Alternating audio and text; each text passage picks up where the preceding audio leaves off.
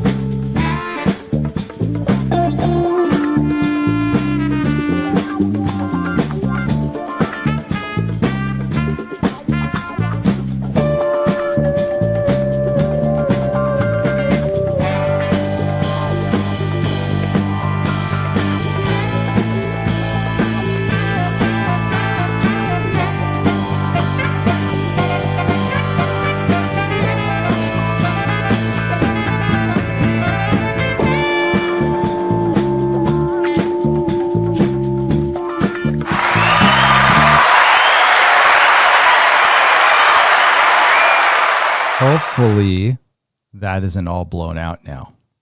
Hopefully this doesn't sound terrible. I'm going to have to check my sound in a second, but I'm guessing it's going to be okay. It looks a little high right now. Looks a little high, so I'm going to fix that real quick. That looks better. Okay, it looks like it works now. So, hi, everybody. How's it going? Yes, that's much better. I had to do some updating of the firmware.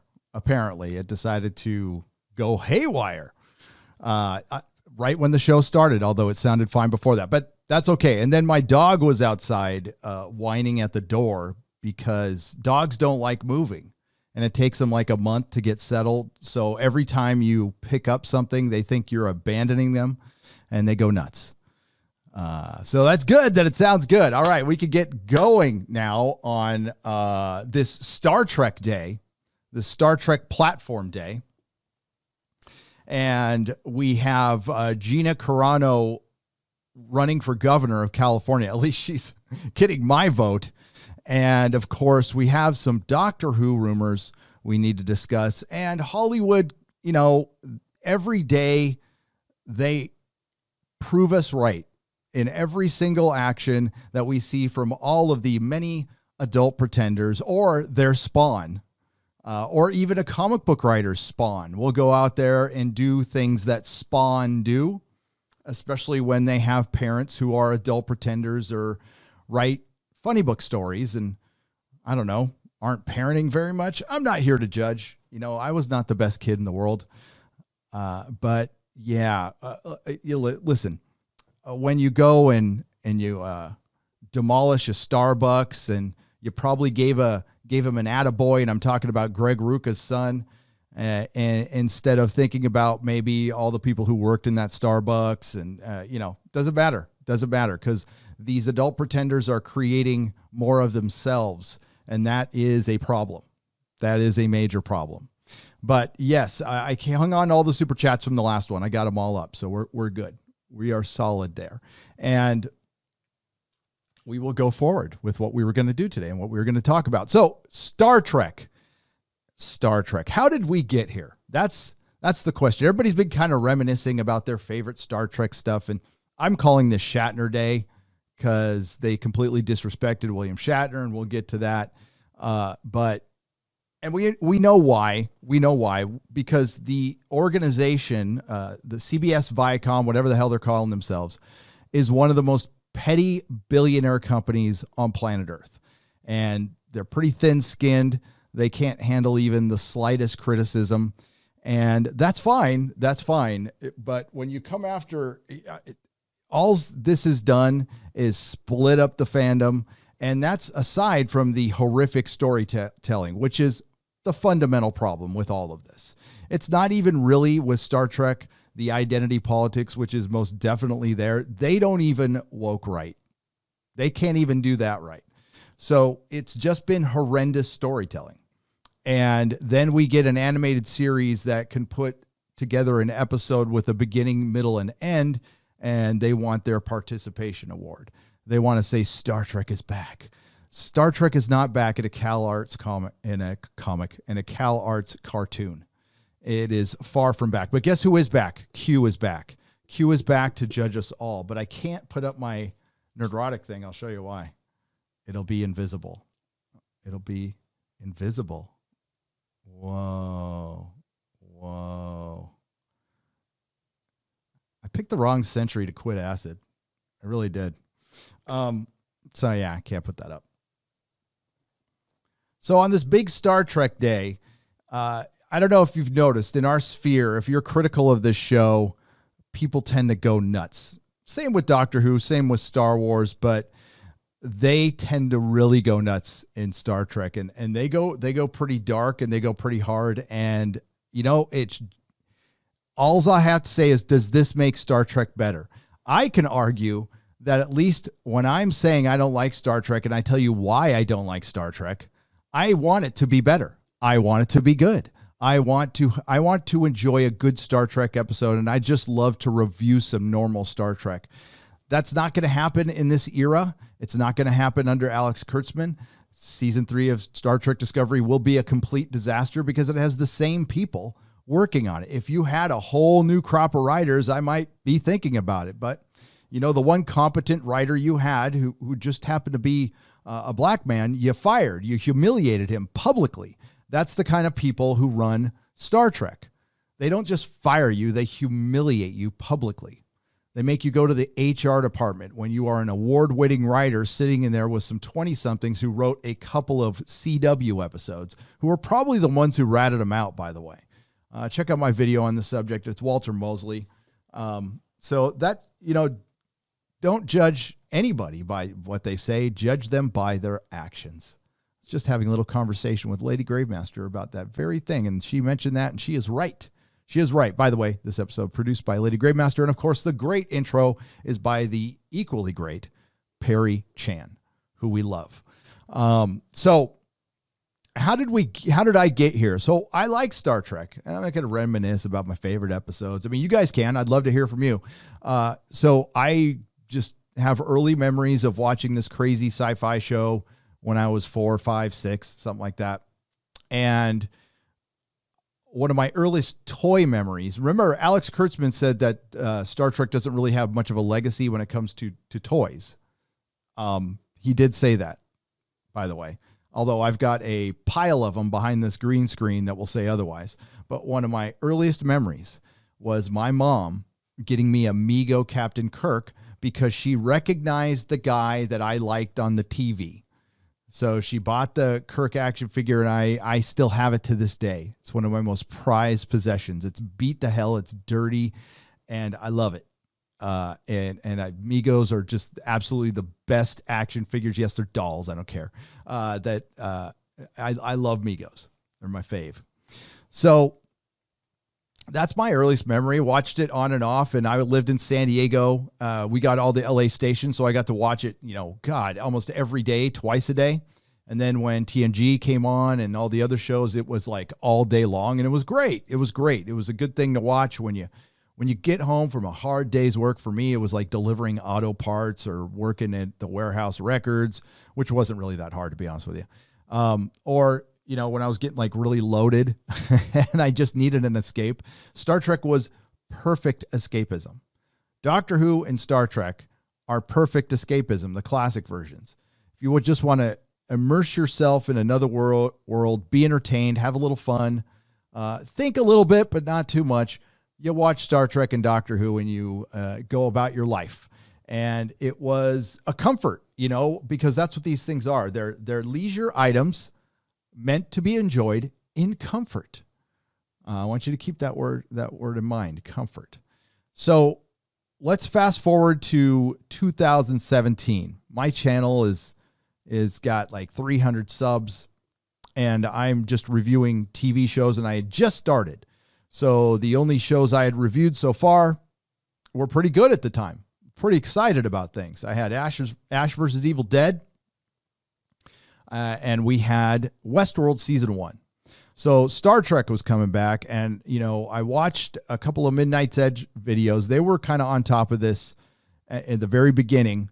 I don't know about anybody else, but I reviewed the first episode live right after it aired, the first 2 episodes. And I was pretty easy on it, honestly. I didn't like it, but I was pretty easy on it. And I'm like, listen, we've heard there's a bunch of trouble. Maybe things clear up throughout the season. We'll see. And it just got worse, and it just got worse. And then I believe it was the 4th episode, The Butcher Cares Not for the Lamb's Cry, was just a dumb episode. It was ridiculously dumb. And you noticed it like the first few minutes of the first episode of Star Trek Discovery.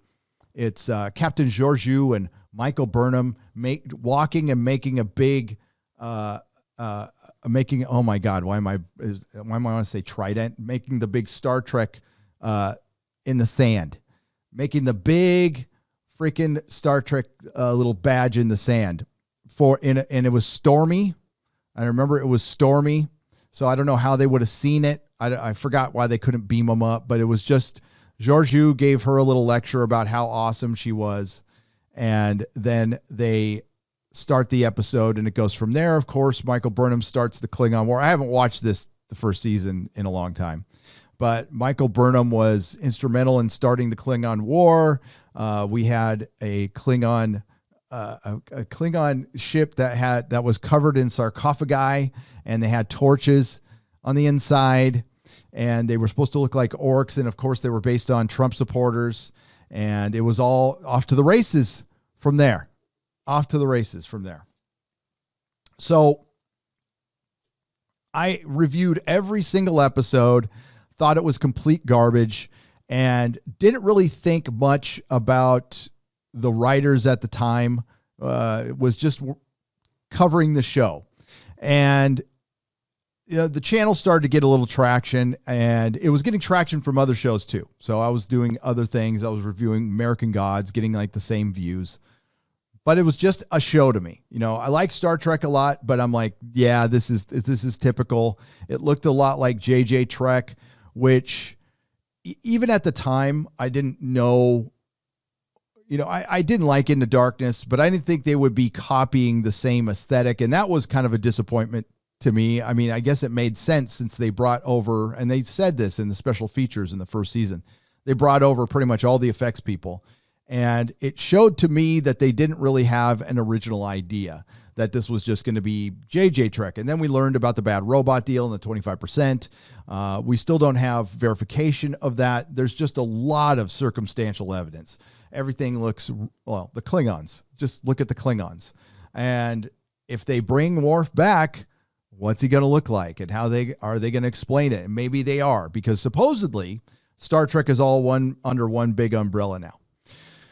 So through reviewing Star Trek, I meet Doomcock, I meet Midnight's Edge, Mecca was reviewing it. Others were too. Eventually I met Robert Meyer Burnett, got a lot of viewers out of this and a lot of like-mindedness. And I remember my early reviews, they were split down the middle. People were hating my reviews and people were loving them. And the ratio was 50-50. And then it started growing in my favor as the season went on. And then, of course, we got season 2 and blah, blah, blah. Then Picard, which I will argue is much, much worse. And we have all the drama, all the videos. This is the subject I've made the most videos on. I think it's like 60, which, I mean, over 2 years isn't too bad. It's not the only thing I talk about. So I don't hang my hat on Star Trek. I could stop talking about Star Trek tomorrow, and I don't think it would affect the channel very much. And that's what I have been worried about, is we're not going to have any Star Trek to talk about. And that's where we're at now. So fast forward to today, we have a cartoon. So we have 3 Star Trek shows. Forget the announced ones. We have 3 Star Trek shows. We have Discovery, we have Picard, we have Lower Decks. None of them are good. None of them are good. Star Trek has constantly been stuck on the launching pad. And we got the answer in an article, and then Alex Kurtzman admitting at Comic-Con that Star Trek was being used as a platform, which is what we've always known, what we've always been saying, and it's been denied until he comes out and says it. We also said that they are pretty vindictive towards a certain sect of the fan base, and they came out and said that. Michael Chabon admitted it in an article. So what the problem people have with us is they say we just go out to watch it to hate it. I don't want to ever hate Star Trek. I don't want to waste my time with it. Now, is roasting it fun? Sure. Is it easy to roast? Is it low-hanging fruit? Absolutely. Absolutely. But I'm not going to just roast it to roast it. And I've proven that by not reviewing every single Lower Decks episode because it's just not worth it. It's mediocre. It hasn't made me laugh. If some people like it, great. I think it's a waste of time personally. And I'll go review something else or watch something else or watch old Star Trek, which I've been doing over the last couple of days while I've been crucifying all the action figures. And it's been great. And it is clear, utterly clear, that Patrick Stewart is playing a different role in Picard. And yes, it's been said that there's a TNG Picard, there is a movie Picard, and there is a Picard. And that is true. I think Picard, he's playing Professor X again. I think it sounds a lot like Professor X and Logan, and that's what they do because they don't have an original idea, and that's the fundamental problem. Let's put aside the identity politics for a moment. There's no originality here. When you have a perfect template, you have Star Trek, which is its own unique intellectual property. So unique, it's one of the most parodied intellectual properties anywhere. And that is a good thing. There's parodies of love, there's not really any parodies of hate because there's reverence for this. And that is a sign of a healthy franchise. It had people making fan films, spending ungodly amounts of money and time on fan films that they could never supposedly profit from. And CBS, in their infinite wisdom, decided to shut that down. Now, I don't love everybody involved in the fan film. Is it a community? Whatever it is. Somebody can make a movie on that. The drama behind a certain Star Trek fan film, somebody could make a film on, and it would be intriguing because it's crazy. It's utterly nuts. It's a fan film. But there's Star Trek Continues, which is great. And there's other ones that aren't of the quality, but you could tell that there's like all the love and the passion. And they shut that down. So now nobody's making fan films. And if they are, they're all over 40. What you want is 20-somethings making fan films. At least Star Wars still has that. The number has shrunk, but it still has that. Star Trek doesn't. Star Trek's getting old, and we are watching the very last iteration of it. They're going to try. They're going to try again. When this fails, 10 years from now, 5 years from now, they'll try to reboot it. That'll fail again, and that'll fail again because they broke it this time. And once you break something, I said it before, but Humpty Dumpty is a fable for a reason. Once it's broken, you can't put it back together again. Fans have other things to do. We have a lot of other choices out there, even as bad as things are in Hollywood right now.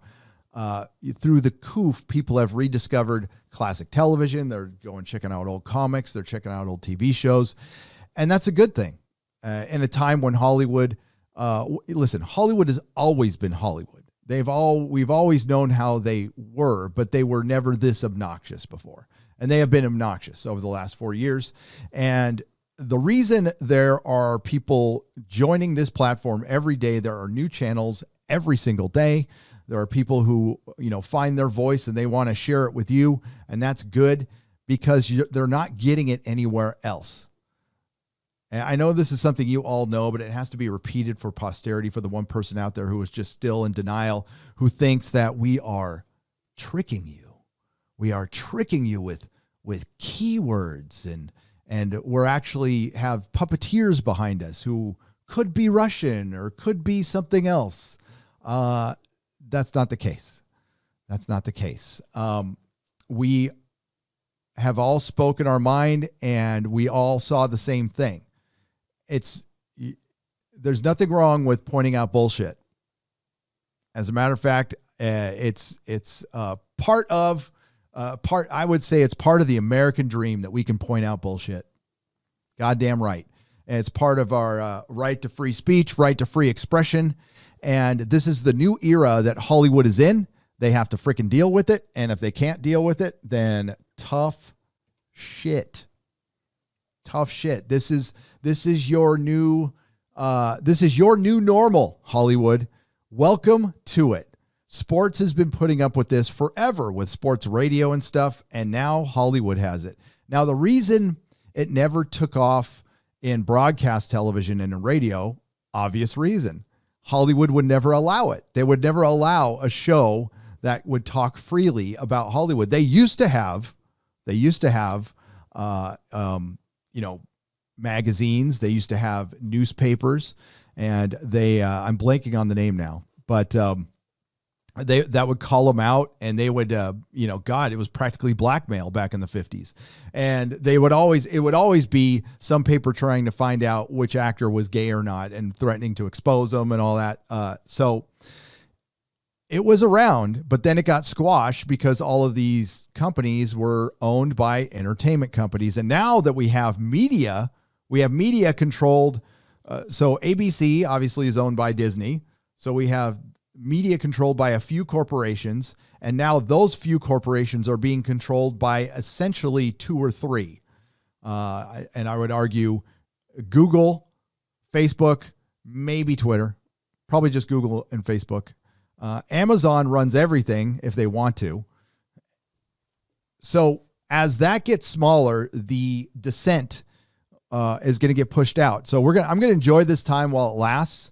I've always felt like I was pretty safe because we're just talking about entertainment.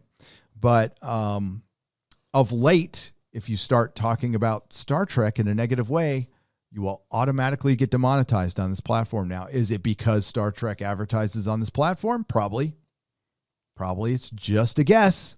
I don't know, but it never used to happen before, and it's happening all the time now, only when I bring up Star Trek. I'm not even when I was talking about salty subjects like California and Cal Exit, which we're going to get into a little bit, and Hollywood, it was fine.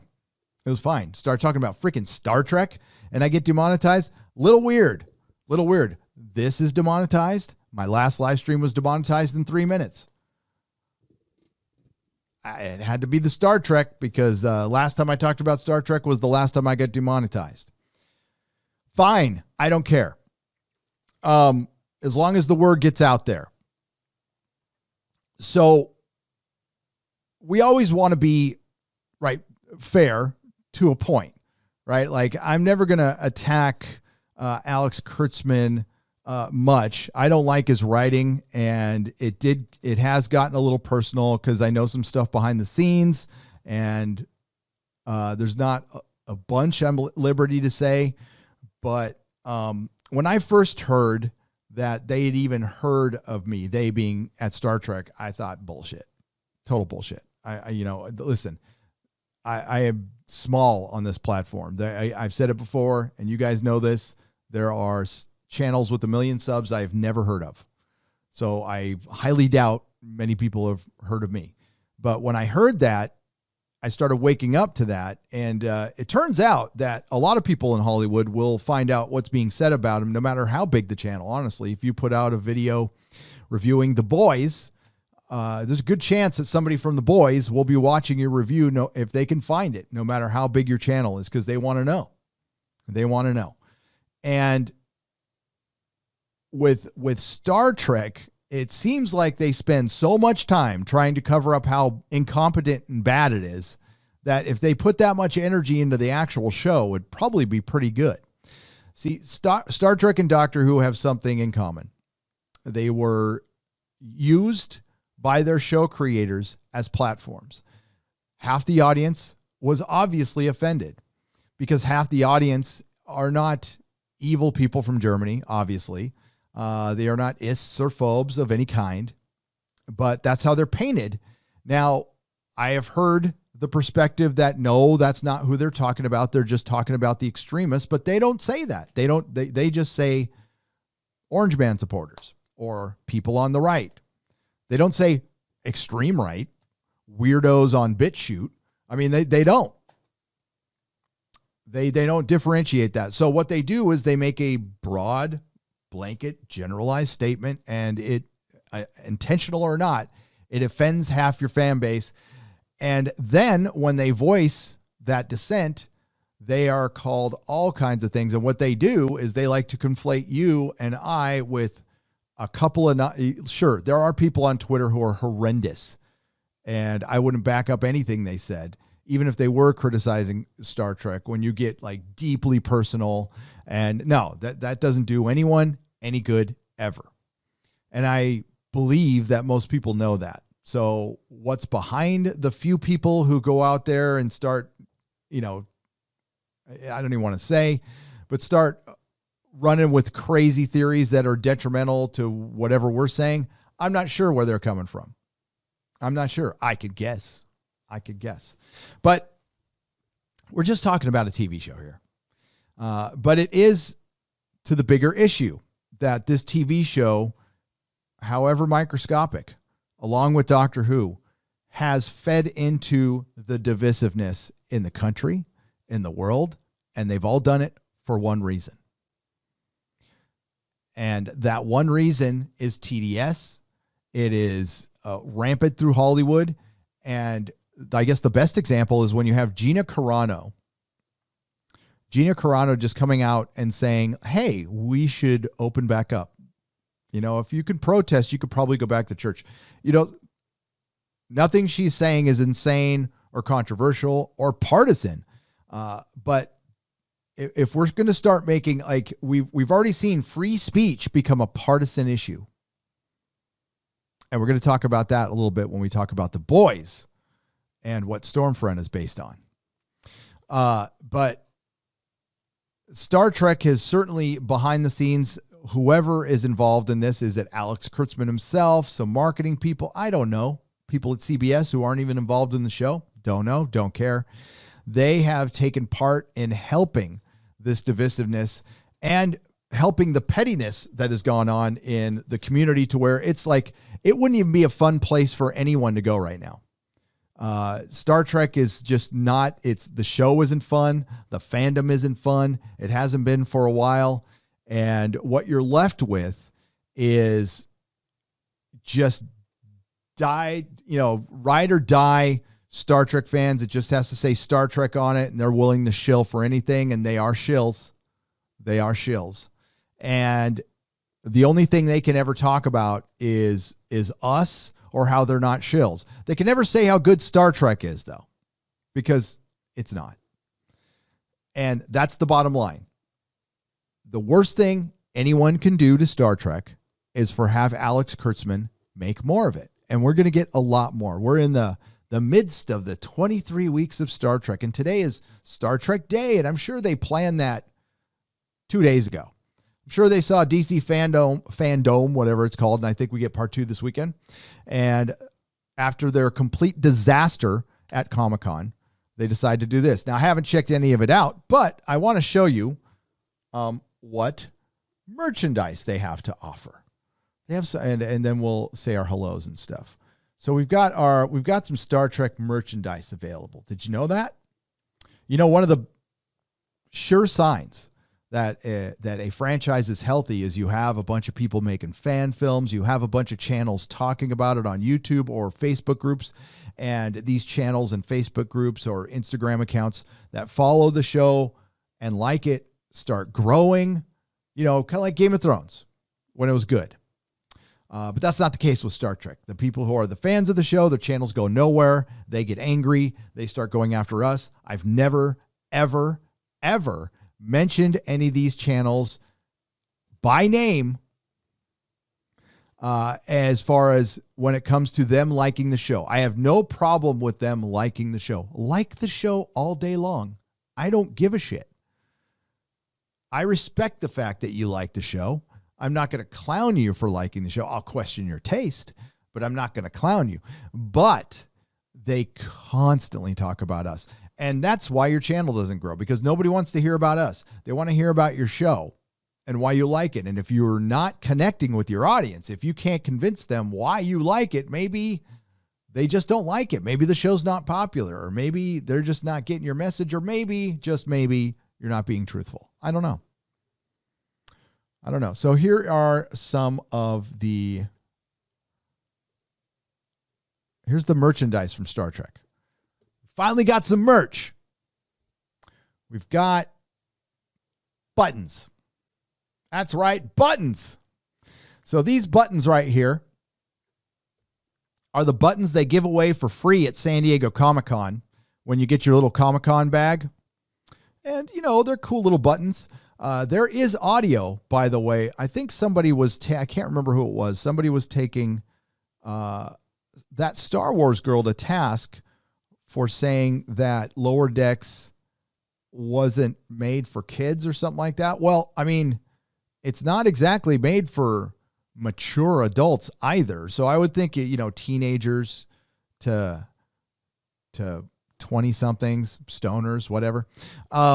So there was supposed to be a toy line for Lower Decks. That's what Alex Kurtzman said. He said it in the interview on Deadline. It was about 8 months ago. It was it a year ago, where he talked about his 5-year plan. And in that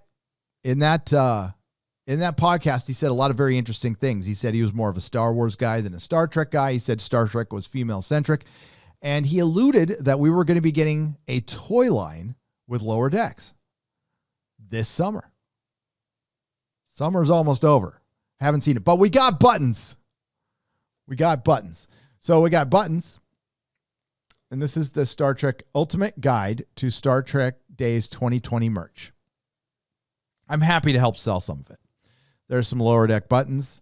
There's a cruise, which I didn't know was merchandise, that you can go on in 2022, because that's how you get a new audience in. There you go. You can get 4 issues of Star Trek the Magazine for $30. $30. You get 25% off, though. You get a shirt with the real captain up front. At least they know who the real captain is when they want to sell shit, right? And there's a question mark right there. A Star Trek Day shirt that looks like it was made on Teespring. Of course, it's a women's shirt, which is fine. I don't care. A Star Trek Day circle. I don't know what they're selling there. You can get jackets for $330 that don't even look that great, to be honest with you. What's this? $249 for the Resican flute. You get the Discovery Emperor Georgiou's Emperor Georgiou's Terran Empire dagger letter opener for $19.50. These are all like Etsy products, by the way. You get a smartphone card holder. $1 flash sale.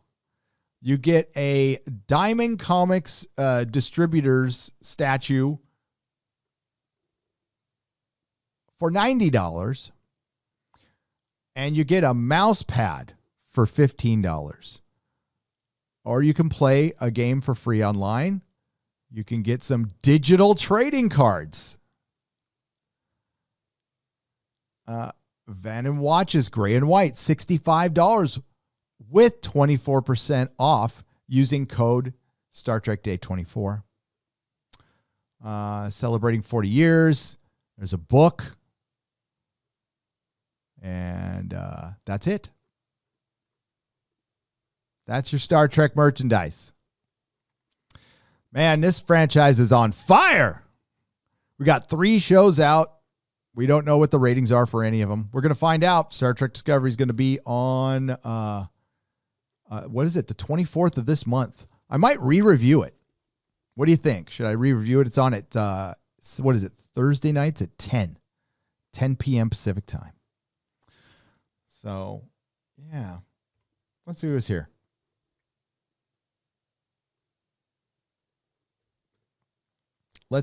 We got Moods of Madness.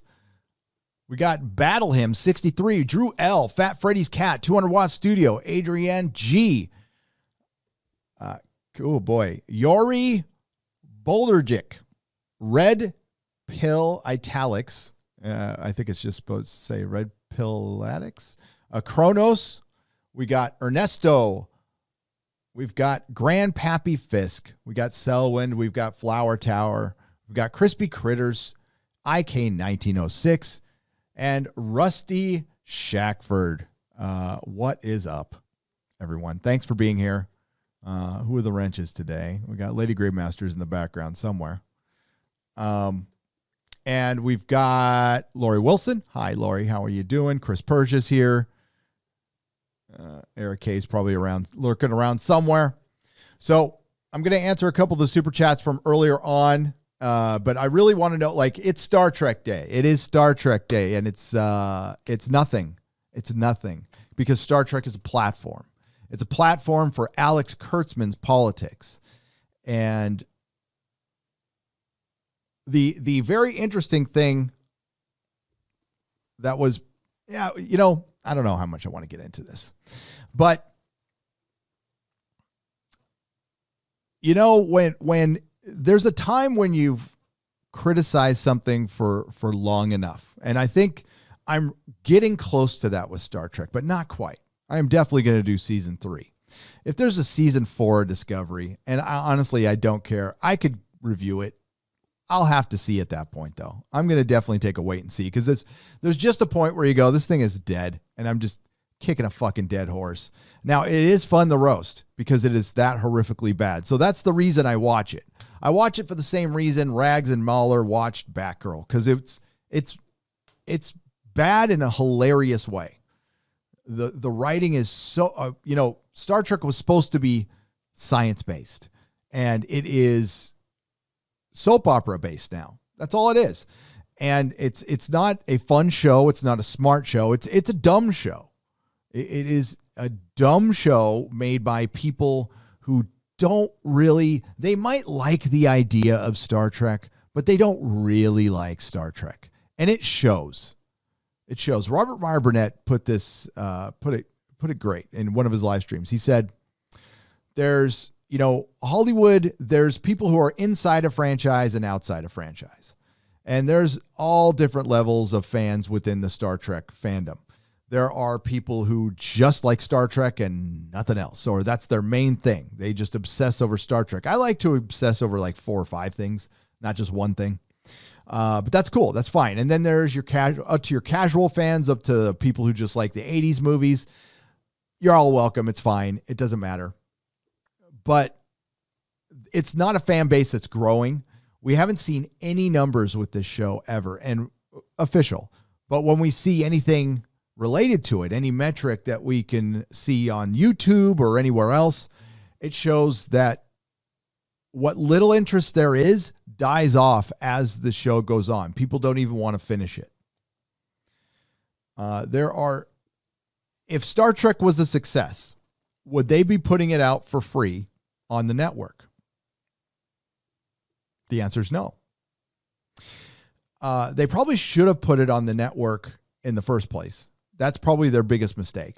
Putting it behind the paywall, because look, there's CW superheroes. So there probably would have been an audience, maybe big. I don't know. I don't know if it would have made it on CBS though. Supergirl didn't make it on CBS. But it certainly seems like they are trying to hide stuff all the time. And they could shut us up immediately by showing us numbers. And they couldn't lie about it. They'd have to tell the truth. That's why they won't show us any numbers. But as far as, there's my normal universal paranoia that I always have. Because when you create content, no matter how big your channel is, there's people who aren't going to like you, and that's fine. That's cool. But sometimes these people want to take your platform away. They would love nothing better than to take your platform away. I would never want to do that to somebody, but I understand that people would want to do it to me or to any of my friends. And that's one thing you have to deal with. It's not that difficult, really. You mostly ignore it. They tend to pop up now and then they go away because it never works. It never works because you're trying to say somebody is wrong about their opinion. I see Will Wheaton in there. So let's get to the a few of these super chats from the first one.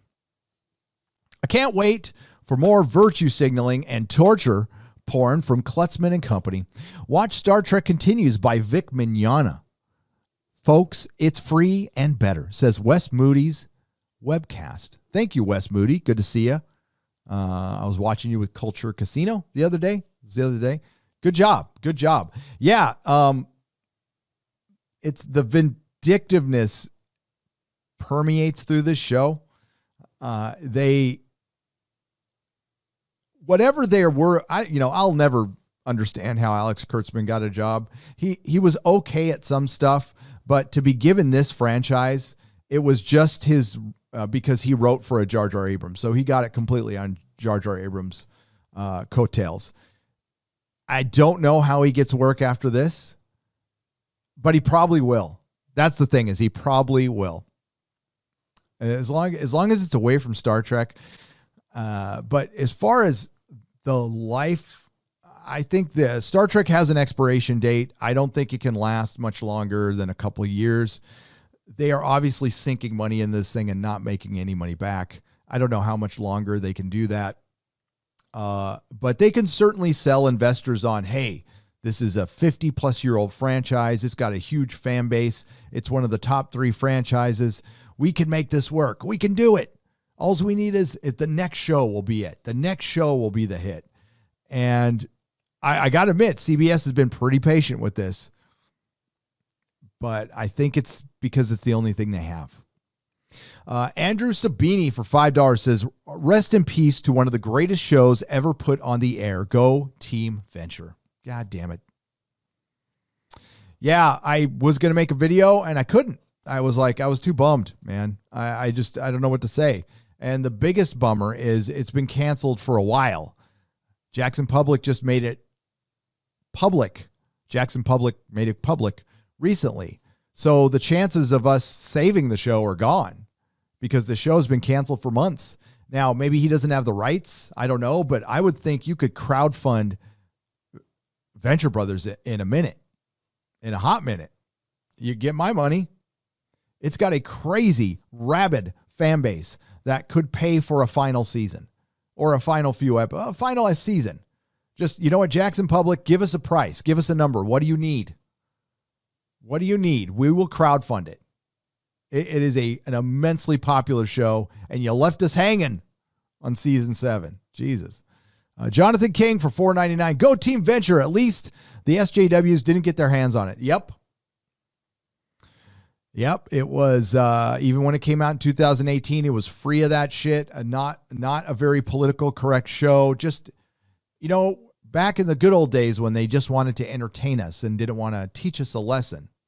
Alex Kurtzman would be the last person I would need to learn very much from, unless how to fail perfectly. Then I would listen to him. Hail chat. Anyone getting their hopes up for Dune? Says Fear of FEMA for $2.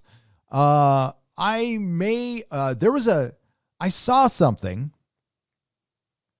that looked kind of fuzzy, and it looked a lot like a trailer for that film. And it looked okay. We'll see. I hope it's great. I hope it's the next great thing. Will it be woke? I think you need to assume that everything will be right now. What's all this hashtag white strike stuff? Says Undercover Trooper for £1.99. I have no idea.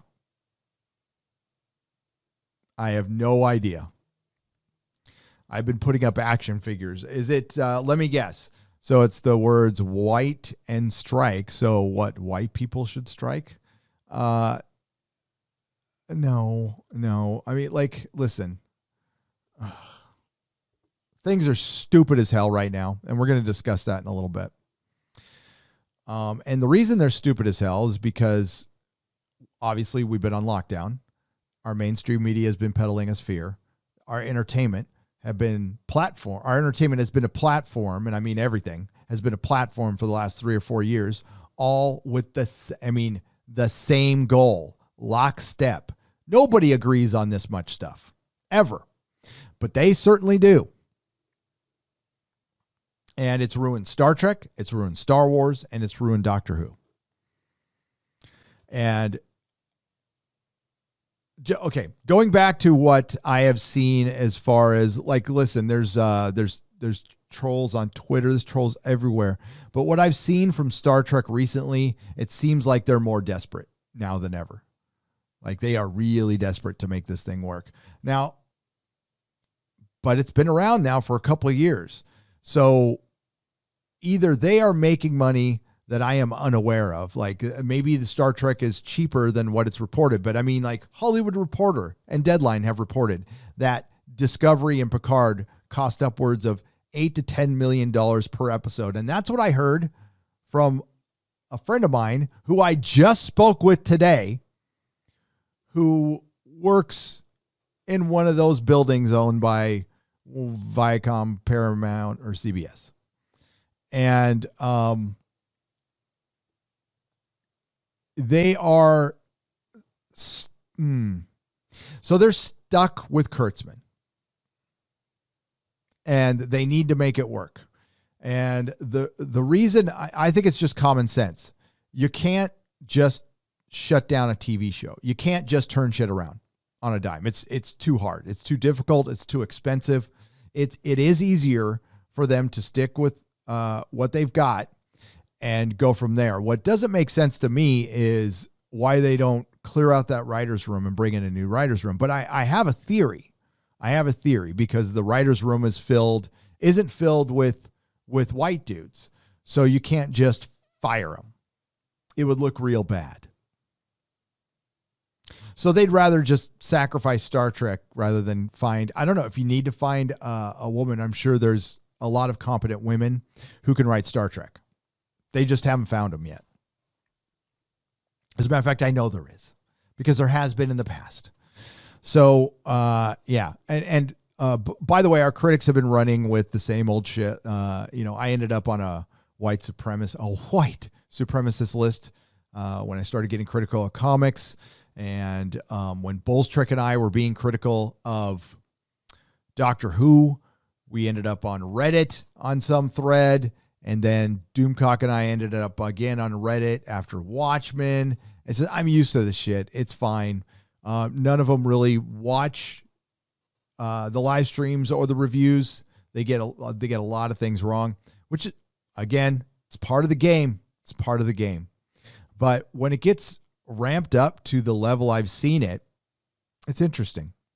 It's interesting. Grandpappy Fisk for $5. Current media boasts about having all different kinds of diversity of race, gender, orientation, etc., as long as they all think the right way. Exactly. As long as that race, gender, or orientation thinks the same way we do, they're fine. But when it's Gina Carano, and listen, Disney has to be consistent about this. They haven't been in the past, but we'll see what happens. I'm guessing Cara Dune meets an untimely end in Mandalorian season 2. I hope not, because now she's my favorite character. Yes, simping for Gina Carano. Vigilante Williamson for $5. Hail, Gary. More Cal exit money. Sorry about the Venture Brothers. Never let them call you an ist. You are an ally to all people. Thank you. I appreciate that. Yeah, it's fine. It really is. At this point, all you have to do is come on over, find out for yourself. The thing is, some of these critics, one of them used to be a friend, and it's fine. We can disagree on stuff. If we, like, for example, if there are, say, 4chan rumors out there, rumors I didn't report on, by the way, rumors I won't report on because I don't report on stuff from 4chan or Reddit or anything. I generally report on stuff other people report on. So if other people bring up the rumors, I'll bring up the rumors. That's fine. But I generally don't believe any of it and haven't believed any of it because a lot of it has been wrong. Some have been right, some have been spot on, and some haven't. But I make sure to talk to somebody first if I can If not, then I'll just go, I'll make it a theory or something, but listen, I'm not a news agency. Never will be one. I will just give you my opinion mostly on what's already happened. But with those rumors, and you know what? Other channels can run with them. They can do whatever the hell they want, and I will not criticize them for it. And I've actually encouraged them to do it. If you need content, it's perfectly okay to talk about rumors because we're just fans. I've said this before, but if you read a 4chan rumor and you went to the comic shop, you'd talk about it, right? All right. So it's no different here. As long as you say, hey, it's a rumor I read on 4chan. Then you're fine. You're absolutely fine. You're no different than any other fan. You're no different from me. When I used to read stuff and Reddit about Game of Thrones, I'd talk about it to other people. It's no different at all. You don't have some responsibility. You can talk about a rumor, give your opinion on it, and call it a day. You're not damaging anything. See, if Star Trek was good, it wouldn't matter what I said about it. It would be good. You would like it. And you would think that I was just an a-hole. And that's fine. A lot of people do, but Star Trek isn't good. It's objectively bad. Horrifically bad. So, and we'll talk about The Boys in a second. I've got a major criticism about The Boys that people are probably not going to like. But and hopefully they don't go in this direction. So it's a theory right now. But as far as the rumors, so we're not hurting Star Trek. We don't hurt Star Trek. I don't hurt Doctor Who. If Doctor Who was good, nobody would listen to me. It's that simple. You know what? You want to turn the fan base around, try to please as many of them as you can. You can't please everybody. And try to write a good story. That will shut pretty much everybody up. For the most part. But again, it's something you're going to have to deal with. You got to take the good with the bad because they certainly love it when we do positive reviews and we give them all that free advertising on our Twitter, our Twitter pages, our Facebook pages, or on our YouTube channels. They love the hell out of it. And that's why they focus so much on social media. They just didn't really think about the bad side of it. And they think they can quiet it down and you just can't. You can't.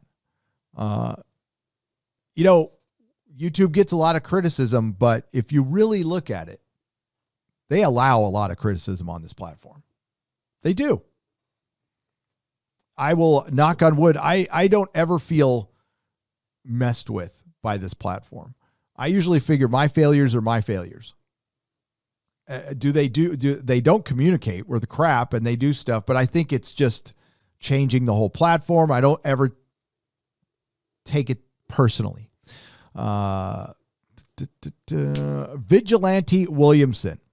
Thank you again for the $5 super chat. Jaeger Bomb for $5. I know it should be painfully apparent on why we 40K fans should fear Marvel doing the comic stories for the franchise, but could you elaborate more? Sure. They're going to have SJWs write your 40K stories in Marvel Comics. So they will make them SJW 40K stories. And if you don't think so, they had a socialist write G.I. Joe. I will repeat that. They had a socialist, an anti-military, anti-America socialist write G.I. Joe. Now, if you wanted to have that socialist writer go write something that's more, applicable to that person, G.I. Joe, I'm not saying you have to be you kind of do have to be kind of a flag waving patriot to write a good G.I. Joe story. You at least have to have some respect for the military and most importantly to the franchise of G.I. Joe. And I can't see a ride or die socialist liking G.I. Joe. They might have when they were kids and then they went to their women's studies class and socialist study, whatever the fuck. Kicked out of 3 high schools. And they wouldn't like G.I. Joe anymore. They would see that as a tool of imperialism. But Jaeger Bomb, yes, it's really real simple answer. SJWs work at Marvel. SJWs will write your 40K Warhammer book. Now, I could be wrong. Not every single book at Marvel is full on SJW. So, some books they are producing nowadays are just normal superhero books. The problem is, I can't separate the art from the artist anymore at Marvel, unfortunately. The Jester of Sin for £2. Robot voice Gary, relation of Doomcock confirmed? Yes. Yes. Have we ever, nobody's ever seen me and Doomcock in the same place except for all our live streams. All right. No good for 2 Canadian pesos said Canadian peso says headphone warning. Thank you, my friend. Thank you. I lost my train of thought there. All right, let's go to Gina Carano. Gina Carano, who, if I was going to stay in California, I think she should run for governor, but she's obviously overqualified to be a California politician because she practices this thing called common sense. You know, that alt-right dog whistle common sense? Right up there with good customer service, right up there with wanting to go to work. Did you know wanting to go to work is racist? And again, to connect this all to Star Trek, the Alex Kurtzman and Heather Caden, Akiva Goldsman, Bob Iger, Kathleen Kennedy, they are George Lucas. They are all for what's going on right now. They actually think that the rioting and looting is justified.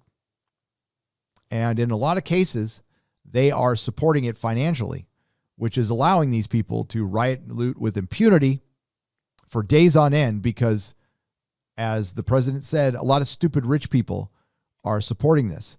I wouldn't be surprised. I'm not paying attention right now to the Star Trek Day festivities, but I'm sure they're going to bring up BLM. Now, I'm talking about the organization, not talking about individuals out there who, of course, I respect and are important to this country, as is everyone. This country does need everyone. I don't want, except for maybe some crazy white folk from Portland, I would say we need everyone in this country, obviously.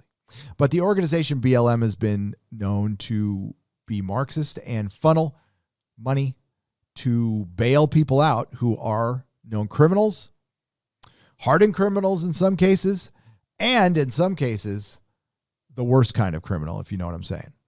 And they're out there running around with Greg Rucka's son, running around with John Malkovich's son, and they are destroying businesses in America. So Greg Rucka supports this. His son goes out, destroys a business, and comic shops have been looted and destroyed. And not to my surprise at all, some of the comic shops have said they deserved it. And if you say you deserved it, then you did. You simply did. Not going to feel sorry for you. But I feel bad for the ones who don't feel they deserved it, who feel like, I just want to sell funny books. You bring a lot of joy into the world, especially selling the older comics, selling comic books, getting kids to read. It's a damn good job. And seeing that torn down, or anybody's business torn down, is tragic. And it's something, I wanted to keep in mind when I was making my videos on Mel's Salon and our Cal Exit. I made it a point, and I was going to put the video in, and I didn't. I had my reasons for it, but there was I watched a bunch of rioting video, and it was freaking awful. And some of the things that were said, you're not hearing on the mainstream media, of course. You're not hearing because it was sent to me. I said, I'm sure people are saying this, but I haven't heard it. Well, somebody sent it to me, and of course it was from Oakland. They were saying things like death to America. So I don't think it's a secret anymore. And it's not a secret to anybody, yet it's still getting supported by all of these people. That's why it's good when we do have, and not all movie stars are bad, but you really need to start speaking up and keeping your own in check, because people are really pissed at Hollywood right now. really mad at Hollywood. And Hollywood is going to, their reckoning will be swift and it will be cold. I think people have found out they can live without entertainment. You know how easy it was for me to give up football? Like, I lived and breathed the Chargers my entire life. And when they moved, gave up the NFL forever. Haven't watched a second of it since, and I don't miss it at all. At all. You get over it. You find other things to do. Hollywood is going to have the same experience that sports is. The Mandalorian star Gina Carano issues call to open up your businesses and churches as U.S. enters 6 months of lockdowns.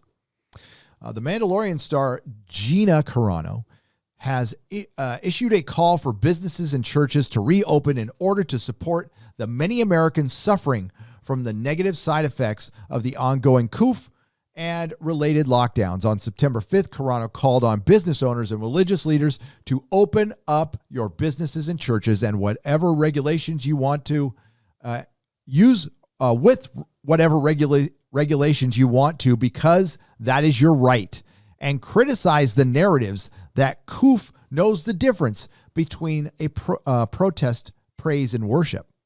And there's the tweet there. It was a fantastic tweet. And of course, she was destroyed by the typical morons on Twitter. And,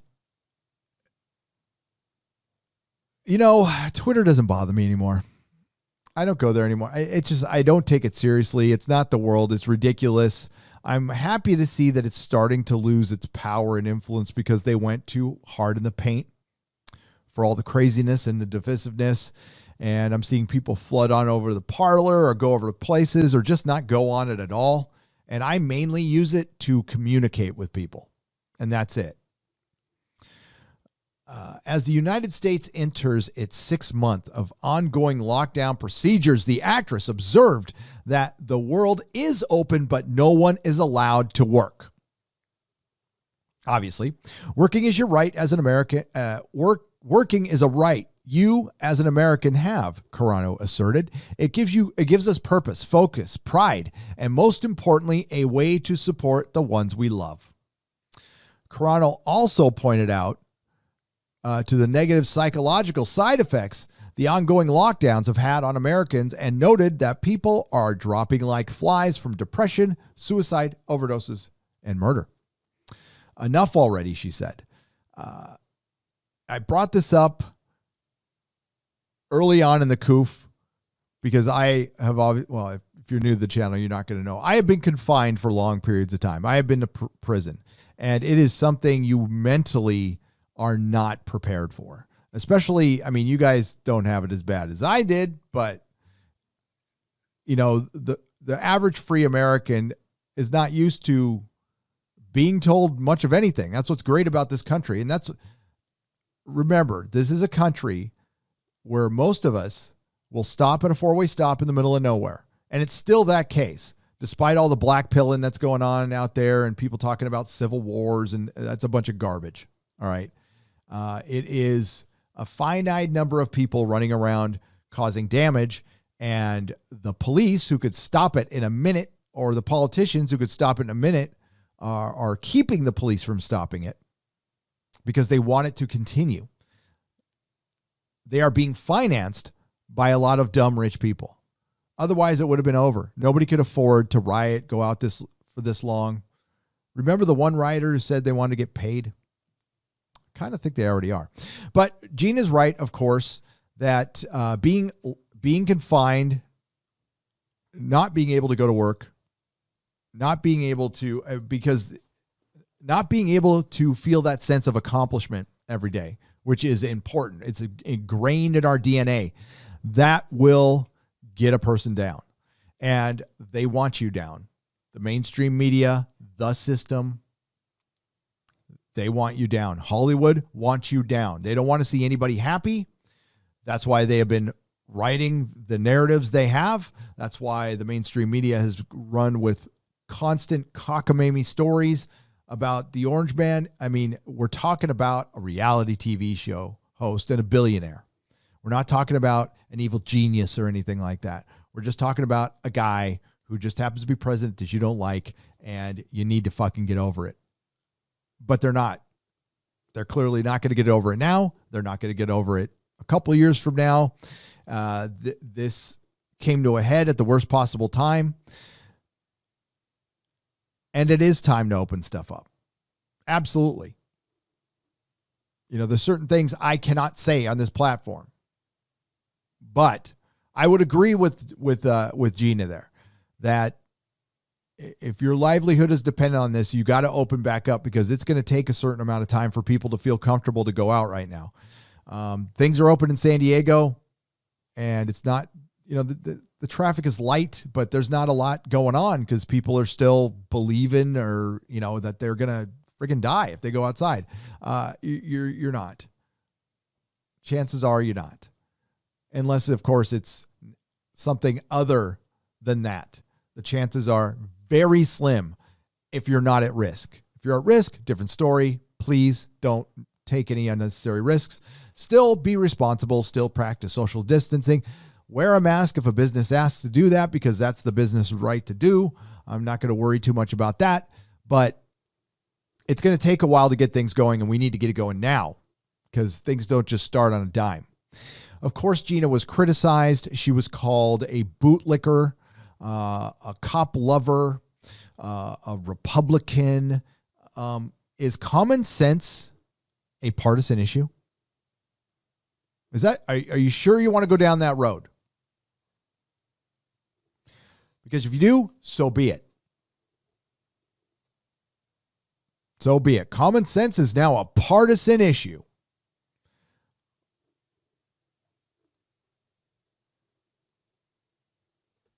Cara Dune is now my favorite character on The Mandalorian. And I will watch the show and root for her. I definitely, you know, Gina Carano has said in the past, she's said Black Lives Matter. And of course, aside from the organization, of course they do. And I don't have a problem with that statement. I have a problem with the organization, the political organization that's been feeding one particular party. And it has, well, it's destroyed sports. It's destroying they're using it to destroy. Another organization is using that organization to destroy our country, our livelihood, where my kids live, And now, if you criticize Star Trek or Star Wars or comic books, well, you'll get called these things that we have been called before. It's got a whole different meaning now, though. Now I have to do things like tell my wife to be careful when she goes out. That's not shit I used to do. My wife is a careful person, but I have to tell her to be careful to go out now. You know, you never fucking know. You never know. And it's nice to see people call this shit out. My God, it's fucking refreshing. You know, we still got Ricky Gervais out there who calls this shit out once in a while, and we're seeing more and more people do it. Even we're starting to see Hollywood even call out its own elitism. Now, I'm sure there are people who are there who have always seen the utter. Listen, I wouldn't mind the utter decadence of Hollywood if they weren't such goddamn hypocrites all the time. Like old school Hollywood, when, you know, Dean Martin was on every TV. I mean, this is going way back in the 70s, you know, drinking and smoking on every TV special. And hey, man, you know, like, you know, giving each other shit. And they were out boozing and doing a bunch of blow and, you know, hookers. Like, fine. That's the Hollywood I miss. I really miss that Hollywood. I don't like the Hollywood who all of a sudden thinks they should think, because they really shouldn't. They really shouldn't. The adult pretenders out there, and that's what I'm going to call them forever, because that's what they are. They pretend for a living. You are about the most useless thing on the planet. When it comes down to it, if the great equalizing meteor came down and there was an electromagnetic pulse and it knocked out all our power and we were back to the 1800s, or even worse, the Stone Age, the last thing we would need is an actor. We can have somebody pretend on their own time. We need somebody who can, rebuild society, rebuild the power grid, start a fire. We don't need a pretender. So you have every right to spout out what you think. I'm not saying you don't, but I'm just going to call you on it. And you're not the most qualified. The thing is, when you're actually financing the division, that's where I start to have a real problem with it. And, it's affected all of us. Not just, it's affected me, it's affected my wife's business, but I know I'm talking to people who've lost their jobs. I might be talking to somebody who worked at a business that got burnt down. I never know. I never know. And Gina is getting destroyed for this. Now, it's Twitter, so who cares? And she's getting enough praise to where it gives me a little hope.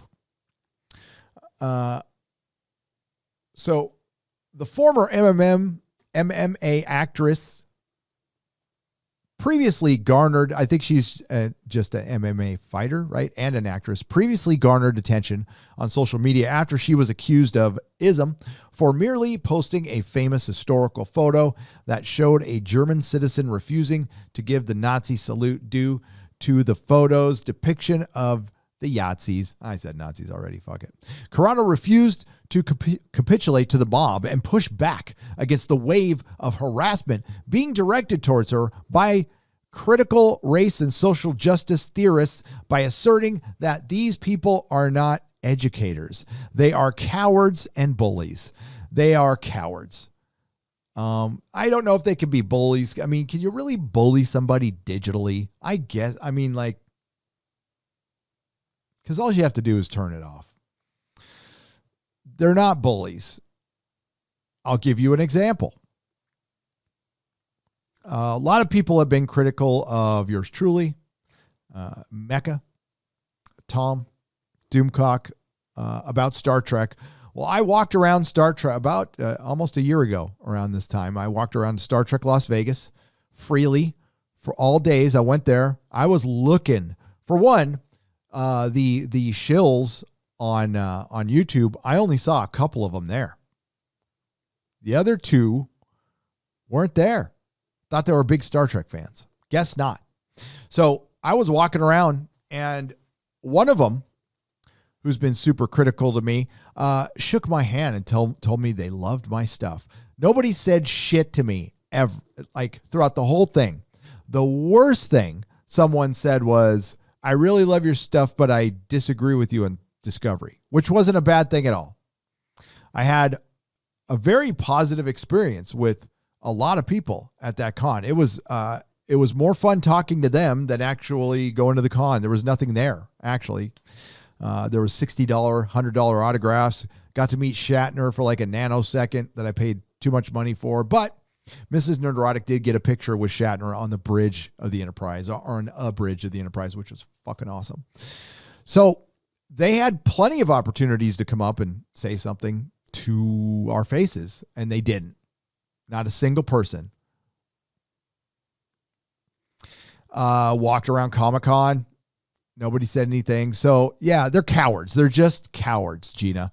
But I agree with you. Now, we also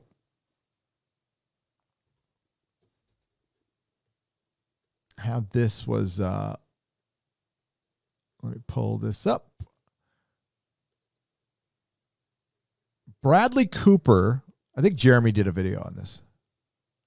Oh, there's an STD3 trailer. Star Trek teases. We're going to find out how the Federation collapsed. Yeah, I figured as much. But what is it? There we go, right here. Bradley Cooper, who I am sensing might once in a while toe the Hollywood line because he has to.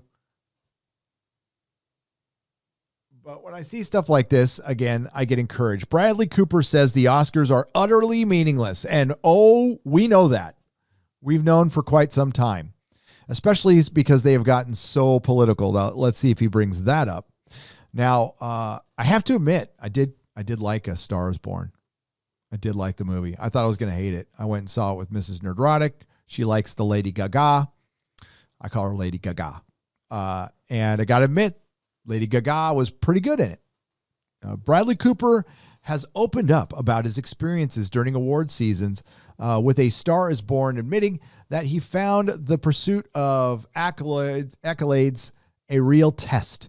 Cooper said as much during a recent in-depth conversation he had with Hamilton actor Anthony Ramos.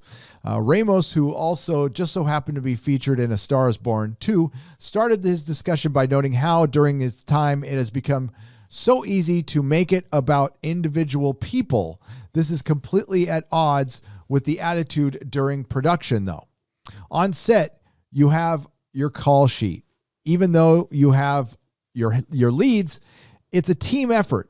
The grips, the directors of photography, the movie is not happening without them. Everyone is the star of that movie. Yeah, but you're the star, Bradley. Come on. For whatever reason, we choose to single people. Well, I mean, like, they have the technical awards, but I think they need a best grip award, don't you?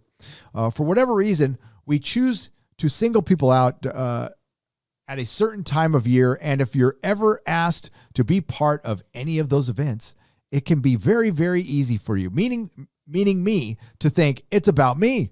I'm the only one here from my cast. It's only me. Well, that's what most of you think, honestly. I mean, I'm glad you're saying it. Bradley Cooper, who I like. I remember him from Alias. And yeah, Cooper, who was nominated for Best Picture, Best Actor, and Best Adapted Screenplay categories for A Star is Born, then became candid about his own struggles during the award season push for his acclaimed romantic drama. The award season stuff is a real test, he says. It sets you up to foster that mentality. It's quite a thing to work through, and it's completely devoid of artistic creation. It's not why you sacrifice everything to create art, and yet you spend so much time being a part of it if you're in it. In quotes, lucky enough to be a part of it. That's good. And, you know, the one thing I probably did like about A Star is Born is that, no crazy identity politics either. It was just a story. However, Cooper says that he did learn some valuable lessons from his experience, and that the other 3 occasions that he was nominated for his performance in Silver Linings Playbook, American Hustle, and American Sniper. It's ultimately a great thing, but it really does make you face ego, vanity, insecurity. It's very interesting and utterly meaningless. Yes, it is. But it's also more political than anything else. That's what makes it the most meaningless thing. They always sidestep that one.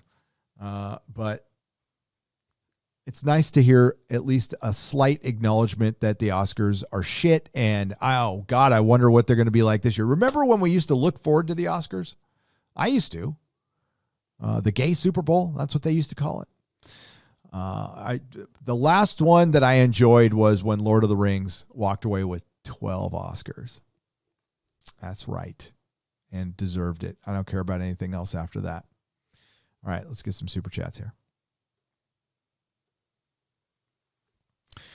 Space Monkey 0899 for $3.99. Xbox Series S is $299. Is that true?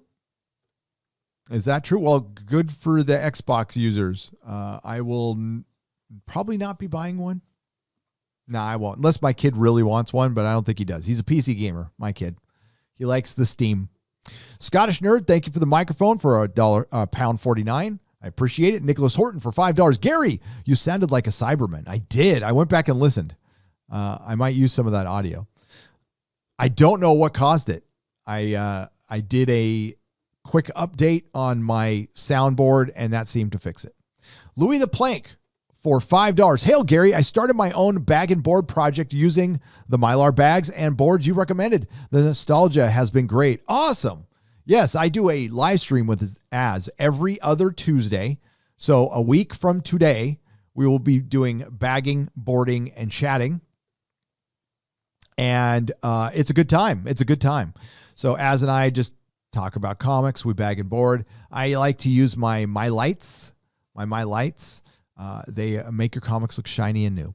Larry, thank you for the $1.99 microphone. Travis for $2. You are the most powerful boomer ever made. I'm a Gen Xer who's got Swiss cheese for a brain because I did a lot of drugs. But honestly, Travis, yeah, maybe, I mean, I guess it is kind of boomer not to check your stuff for updates before you go live. I should do that. And I'm going to have to do that every time now because, yeah. So I used to be, don't shame me for this. I used to be a Mac guy because I edited and I'm an artist and I like to use Photoshop. So I always thought they were better on Mac. Mac sucks now. I don't want anything to do with it. So I'm back on PC and I'm not used to they changed what the hell was that? Something just fell. Something just fell in the back. One of my panels just fell down. I'll check that later. Where was I? Yeah. So I'm not used to settings changing just because you turned your computer back on. Little cheddar to bribe you to upload the first stream to Nerdrotic Live. R.I.P. Doctor Who. I'll do it. You guys want me to do it? Yeah, I'll make it part of this one. No problem. No shame to my game, buddy. Thanks, Jake D. Fuck, I don't care. I figure I don't know how many live streams I've done. Hundreds. You're going to fuck up, man. You're going to fuck up. Don't shit on Shat. Hashtag don't shit on Shat, says Undercover Trooper for £1.99. Goddamn right. Do not shit on Shatner. Don't do it. Nettled Nerds for $10. Hey, Gary, glad I'm able to support your channel again. Great men are forged in fire. Oh, it is the privilege of lesser men to light the flame. The War Doctor. Goddamn right. And I'm one of the lesser men. And yeah, let's talk about some Doctor Who. Want to talk about some Doctor Who? I want to talk about some Doctor Who. So, my friend Noel from TARDIS Zone, and Problem Being is the one who joins him on live streams. They're good friends. They've been around. They've had rumors before. I've had rumors before. And some happen, some don't. That's the way rumors go. Now, the only Doctor Who rumor I've only run with two. One was the Doctor was originally going to be a female, and I had known that for a long, long time. And the reason I know that is I know a person who works in and around Doctor Who, but not directly for Doctor Who, in and around the area of Doctor Who. We'll just say that. That's a lot of places. It's a lot of things, so I'm not too worried. And that person told me that because that person was upset. That person was pissed. Now, the person I speak to wasn't as critical of Jodie as I was telling me to give Jodie a chance, boo. But that person also saw pretty early that Jodie wasn't working. So I ran with that rumor, turned out to be right. Great. Awesome. I didn't want it to be right. I wanted it to be wrong. I to this day, I wanted to be wrong. They destroyed Doctor Who in a montage, in a voiceover montage. They took apart a show that millions have enjoyed for decades in a single hour. It was done, and there's no fixing it. Just like with Star Trek, but this is worse. This is much worse. What happened to Doctor Who was worse than The Last Jedi, was worse than freaking SJW Marvel. It was the worst thing to happen to a franchise, period. So I got the other rumor a little while later that Jodie and Chibnall will be leaving after Series 13. This was prior to the coof getting really bad. We've been locked down. So here's what we know. Doctor Who has been delayed. And it's been delayed because of the coof restrictions in Cardiff.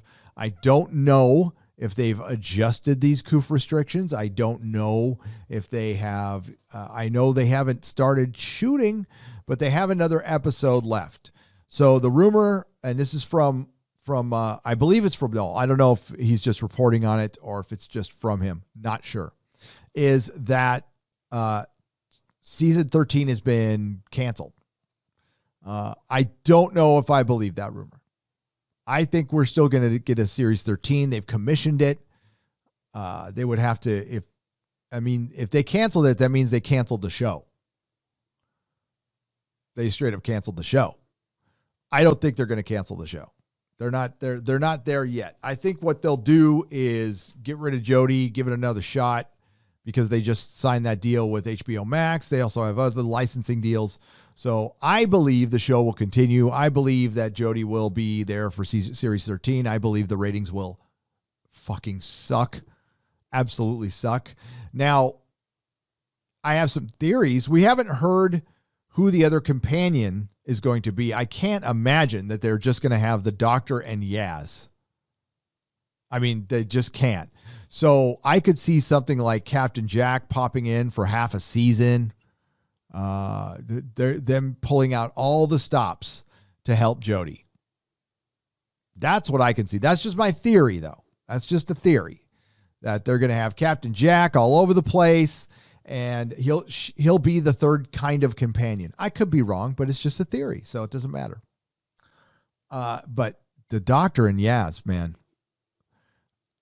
He reported, okay, so hang on. Let me get my chat to stop here so I can read that. He reported a rumor that the Doctor has been replaced during, the special. Okay.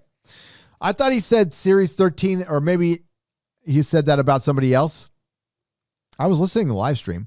So there'll be a regeneration at the Christmas special. The rumor is Tim Davey threatened to axe the show if they don't fix it. Gotcha. Okay, so that's the rumor. Tim Davey, who is new head of BBC or a head of BBC, threatened to axe the show if they don't fix it. That I could see. Absolutely. I think any normal person would say that. The problem is, before that, what we heard was editorially, we were completely happy with Doctor Who. And the last thing I heard from my guy, I ran what Noel said by him, haven't heard anything. So the last thing I heard was they were happy with Jodie. Like, they were totally happy. They're just not happy about the ratings. There's not much they can do about it, but they think we're just a bunch of idiots. That's basically it. They think the fans are a bunch of fucking idiots. That is their attitude. They definitely don't like the critics of the show. And some of them might think we had something to do with this, but no, you just put out a bad show. Our reviews don't make a difference at all. People just, what they do is they'll listen to our review, maybe go check it out, and then they'll see it's a really bad show. And that's it. Maybe some people won't bother, but you weren't really, if people were listening to my reviews and they didn't bother, think about this. If they had bothered and seen it, they'd still stop watching it because it sucks. So the rumor is Jodie could possibly regenerate this Christmas special, and they've shot the scene. I don't know about that. I would love it. Oh, that'd be fucking awesome. That'd be great. I don't know, though. I'll have to wait and see if I hear from my guy. Don't want to doubt Noel. Maybe something has changed drastically. Maybe there's...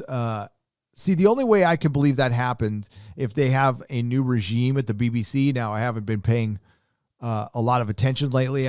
My mind has been on other things. But if that is the case, where we got some new blood in there, right? And they want to kind of right the ship, then shit could change. That would be great. Oh my God, I'd be all for it. Absolutely all for it. So if they shot a regeneration scene, then they would have to have a new Doctor. And I don't think they're going to keep that secret. So problem being, while you're in the chat, what's the word on that? How do you feel about the regeneration thing in the Christmas special? Because I don't think they would be quiet about having a Doctor. That's just me. I could be wrong. But yeah, and again, I have passed all this. I sent the live stream to my friend for my friend to watch. I have not heard back. So, and they might not know anything because that person is not in the writer's room. They are not, they're not in production meetings. So she's going to regen. Well, okay. The one thing you guys watched I know you all watched all my videos and every single one of my live streams, every second of it. I know you have. So sorry for the repeated information, but you heard my friend's theory on all this was the protest changed everything. Absolutely everything. And the fact that she's Dr. Karen, I mean, she straight up got a Karen haircut. I was looking at here. Let me pull up a tweet. Let me pull this up. Hang on. This is funny. Oh my goodness. Hang on. Where was it? It was from the Fandom Menace tweeted this out.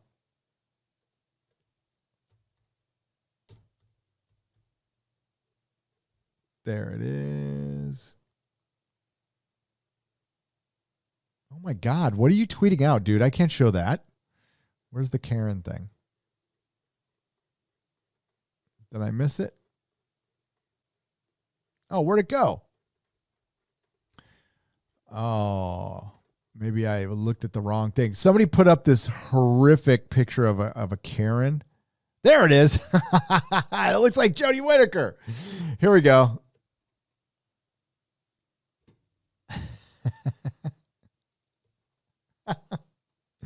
That's there's the Doctor's regeneration.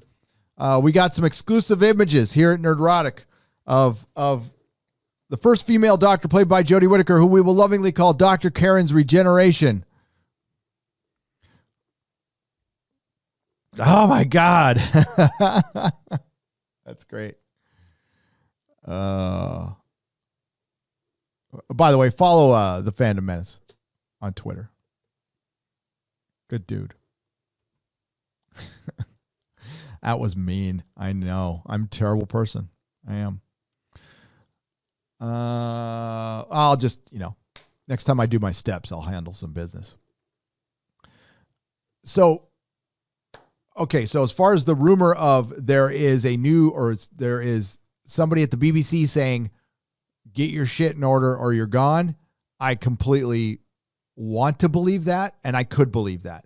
If there's some new blood in there and they watched the last 2 seasons, fuck the seasons. You just watch the ratings. Any normal TV show that was on a broadcast network whose ratings are there for everyone to see. And that matters. That matters. So I know, of course, it's not like American television where if the ratings went down, that means they'd be losing their ad dollars, which would affect the show and get it axed. It's different in the UK because, of course, you can fleece your own population for a stupid license fee and extort them.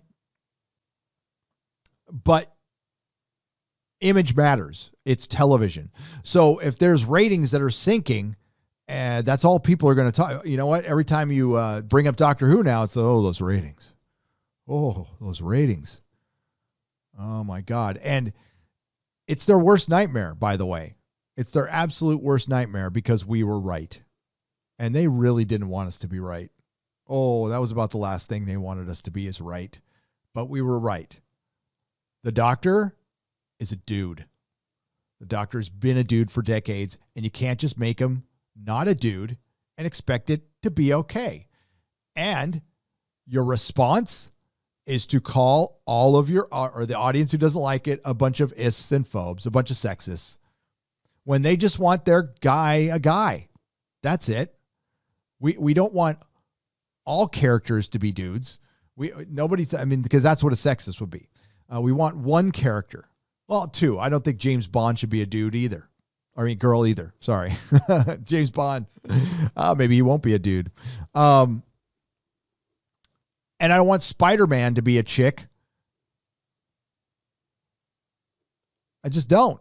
There's Spider-Girl. There's Spider-Woman. Oh my God, there's Spider-Girl and Spider-Woman and Spider-Gwen. And there's plenty. There's plenty. But they'll still want a gender swap Spider-Man at some point. There's plenty of female characters. You could have made a new female character. We've talked about this over and over again. If you were really about creating something from scratch, showing that you want to have a prominent female character and you want it to last and you want it to be something that will be maybe a classic, then you have to put the work into it. And it was just fucking lazy. It was, let's make the Doctor a girl. We're done now. Now we're going to collect the money because they're just a bunch of idiots. And if they criticize it, we'll call them sexist and they'll feel guilty. Well, that shit doesn't work anymore. We saw through your bullshit. And by the way, most people are starting to notice that it's not very feminist to give a woman an established male label.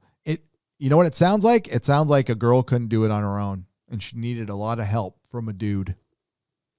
That's what it sounds like. And that's what it is. That's what it is, because that's what you believe. If you didn't believe that, then you would have created a whole new series, because if you had a successful female Time Lord series with Doctor Who, you can make more money, and if it was good, all the Doctor Who fans would be happy, and you can maybe skip another years. That can buy you time with Doctor Who. So you get a separate series commissioned that is somewhat popular, and maybe you drop that one not all the time, or it's not as many episodes, whatever. Do whatever you want. There's a million ways they could make money, and they refuse to because they are a political organization now. It's a political organization, the BBC. It's not a media organization. It's not an unbiased media organization. It's a political organization. And hopefully that's changing, because you don't have a ton of choices over there in the UK, and I feel bad for you guys. But you're over there, so you know more than me. And when shit changes over there, there's like some new head at BBC. I'm not going to hear about it unless somebody emails me. But honestly, I would be great to see. But the question remains. The same with if you erase the Disney trilogy. Same if you fire Kurtzman tomorrow. And Emma Watts is the great savior and she brings somebody in new. Does it save the franchise? And the answer is no, it doesn't. That's why so many people were so discouraged. If it was just a bad decision and a bad episode, people they would have gotten over it. If Jodie just done her run without doing any damage to canon, people would have gotten over it. But we all knew in the back of our heads they weren't going to leave it alone. Just like we all knew when they brought in Jodie, they were going to get political. They weren't just going to be fun and whimsical, because they could have, listen, it would have been easy for the BBC to mend fences. You put her on a tour. I've talked about this a ton. You put her on a tour, you have her charm the audience. The problem is she can't. She can't. She doesn't have the ability as an actress to play the Doctor. And for whatever reason, she didn't want to go do the tours and stuff. Or maybe they didn't have the money to do it. I don't know. I remember Capaldi doing a world tour, going to South Korea. It's fucking huge too. And all that's wasted away. Wasted away for one dumb political move that was never going to work. Not in a million effing years.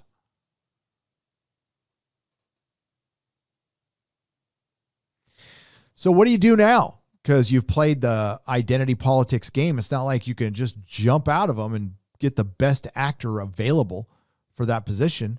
Do they double down? I would never put that out of the realm of possibility. But they most certainly are aware that they have a white woman who looks like a Karen leading around at the time to people of color. And what they thought was a good look, it's not a good look anymore. Oh my God.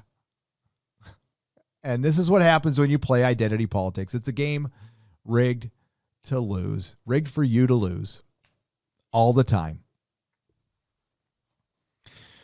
And if they bring back David Tennant, reset the goddamn timeline, bring back Russell Davies, and he writes like he did, 15 years ago, maybe. And that's a maybe. But we're talking about bringing Doctor Who not just saving it back to prominence, because that's where it needs to be. It's been experiencing diminishing returns anyway.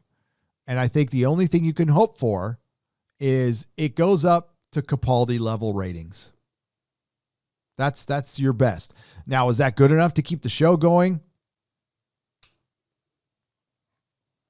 It's the one show that can do it. I just think they've lost the normies. They've completely lost the normies. And worse yet, it's not just a lack of interest. It's not disdain. It's embarrassment. It's that show is just really past its time. It's very passé now. That's what they've done to it by making it this cheesy freaking NPC, PC, SJW fest. They dated the hell out of it.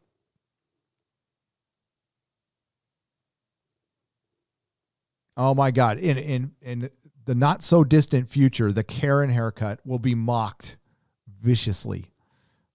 And it should be. And the fact that I guarantee you, one thing I can promise you, Noel, and problem being, her hairstyle changes after the Christmas special. You bet your ass it does. Now, will they make it like a shaved? Will they shave the side of her head all the way? Maybe. I don't know. But yeah, she won't have the Karen haircut. Take that one to the bank. So go check out Noel's live stream. It was up a couple days ago. It's on his channel, and he goes over it in detail. I was listening in the background. But I believe that Jodie and Chibnall will be there through Series 13. I hope to God I'm wrong, though. I would love to see a regeneration at Christmas. Now, listen, you might see one. Maybe you heard a rumor of a regeneration. It's just not going to be her regenerating into a new Doctor. Maybe she regenerates and something else happens. They've done that before. So sometimes you can hear things from, people who hear hearsay, for lack of a better term, in the building or something, and they misinterpret it or whatever. So I don't know. But that's according to Noel's source that they are going, and listen, and as far as somebody going and kicking ass at the BBC and getting them to straighten things out, I hope so. I certainly hope so. But I think the first thing I would do is not air the Christmas special. Hail, Gary. Glad I'm able to support your channel again. Great. I read that one already. Thanks again, Nettle Nerds. Chris Persia. Since Kurtzman decided to spit on Shatner on Star Trek Day, can we do something special for Shatner on September 24th, the date of Star Trek the day Star Trek first aired? Yeah. If I can remember, if somebody wants to remind me, Chris Persia, I think we should. If I have a little more time to prep, I can do a Shatner special and bring on some guests, and we can just talk some shat all day. We could call it Talking Shat. There you go. Domo arigato, Mr. Roboto, says Manafor665, neighbor of the beast. Neighbor of the beast. Thank you for the $5. Yes, that's what I was. I sounded like a Cyberman. Oberon for $5. Ciao, Gary. Meow fratello. Hope all is well. Don't bother with raised by morons. I mean wolves. Disturbing and lame. Yeah, they are raised by morons. Flicks by Cody for $5. Hi, Gary. I got back from the Chiro, jamming to the Nooner. Intro feeling good. Then you started speaking from another dimension and freaked me out. Well, maybe I was briefly there. Maybe it was all that acid I took. I don't know. Disney thanking Chinese labor camp authorities in Mulan credits. Ouch. Yes. So, how do I pronounce your name? Because it's so is that supposed to be L? Cilician? Maybe? I don't know. Yeah, Disney got popped. And again, this is more Hollywood hypocrisy on display. So again, we have John Malkovich's son getting busted burning down he got busted in Portland for rioting. Greg Rucka, who is a comic book writer, he wrote for Wonder Woman for years and is one of the pioneers of the SJW movement in comic books. His son got busted for rioting. And then Disney, which works with Jar Jar Abrams and Bad Reboot and all these corporations who have been showing support for Black Lives Matter. Black Lives Matter. But apparently, Uyghur, who are the Muslim, they're Chinese Muslims, and they are in concentration camps right now. And I'm probably getting in trouble for talking about this at all on YouTube, but it's a fact. They are in re-education camps. Jeremy from The Quartering did a video. I've been staying on top of this. I've tweeted about it a little bit, but there's pictures out there of them in their camps. It's freaking horrid. And apparently Mulan was filmed right near there. I think it's, I forgot the name of the town. I will pull up the article. Lady Greymaster, if you're out there, could you pull up the Guardian article that Jeremy from The Quartering was looking at yesterday? And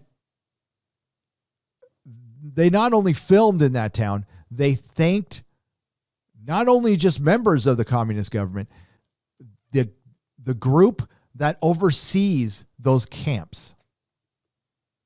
You can't make this shit up. Now, I doubt Bob Iger will ever address this issue. You'll never see the media address this issue because they own it. They own a big portion of the media, so they're not going to address it.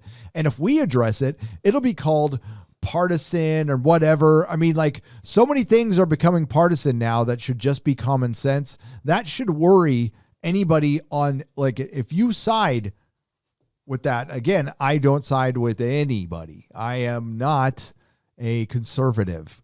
I am not a Democrat. I am a centrist. I certainly hate taxes and lean to the right on some shit and lean to the left on others. But man, right now you got to be worried that there is a walking commercial every time there's rioting, and then Disney, this big, inclusive, diverse company, is doing business with the exact thing that they have been running the fucking narrative up for the last 4 years, saying it's happening here. Except there's real re-education camps. And worse, they're not just re-education camps.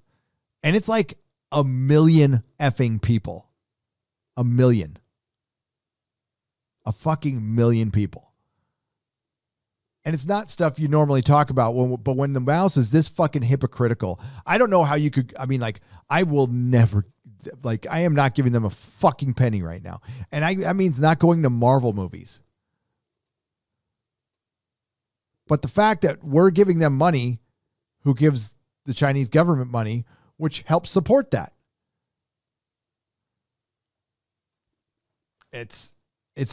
I mean, I have heard about it. And I don't know, man. Maybe I just had it in the back of my head and went, what are you going to do about it? That's just the way of the world. But you can't think like that. I can't think like that. Yeah, it's going to be really hard to enjoy Hollywood. It's going to be very, very hard to enjoy Hollywood. And who else is doing business with them? Everybody, probably. And it's not like anybody can do anything about it. And China knows it. So I guess the best we could hope for is they peacefully get re-educated. I mean, what the fuck?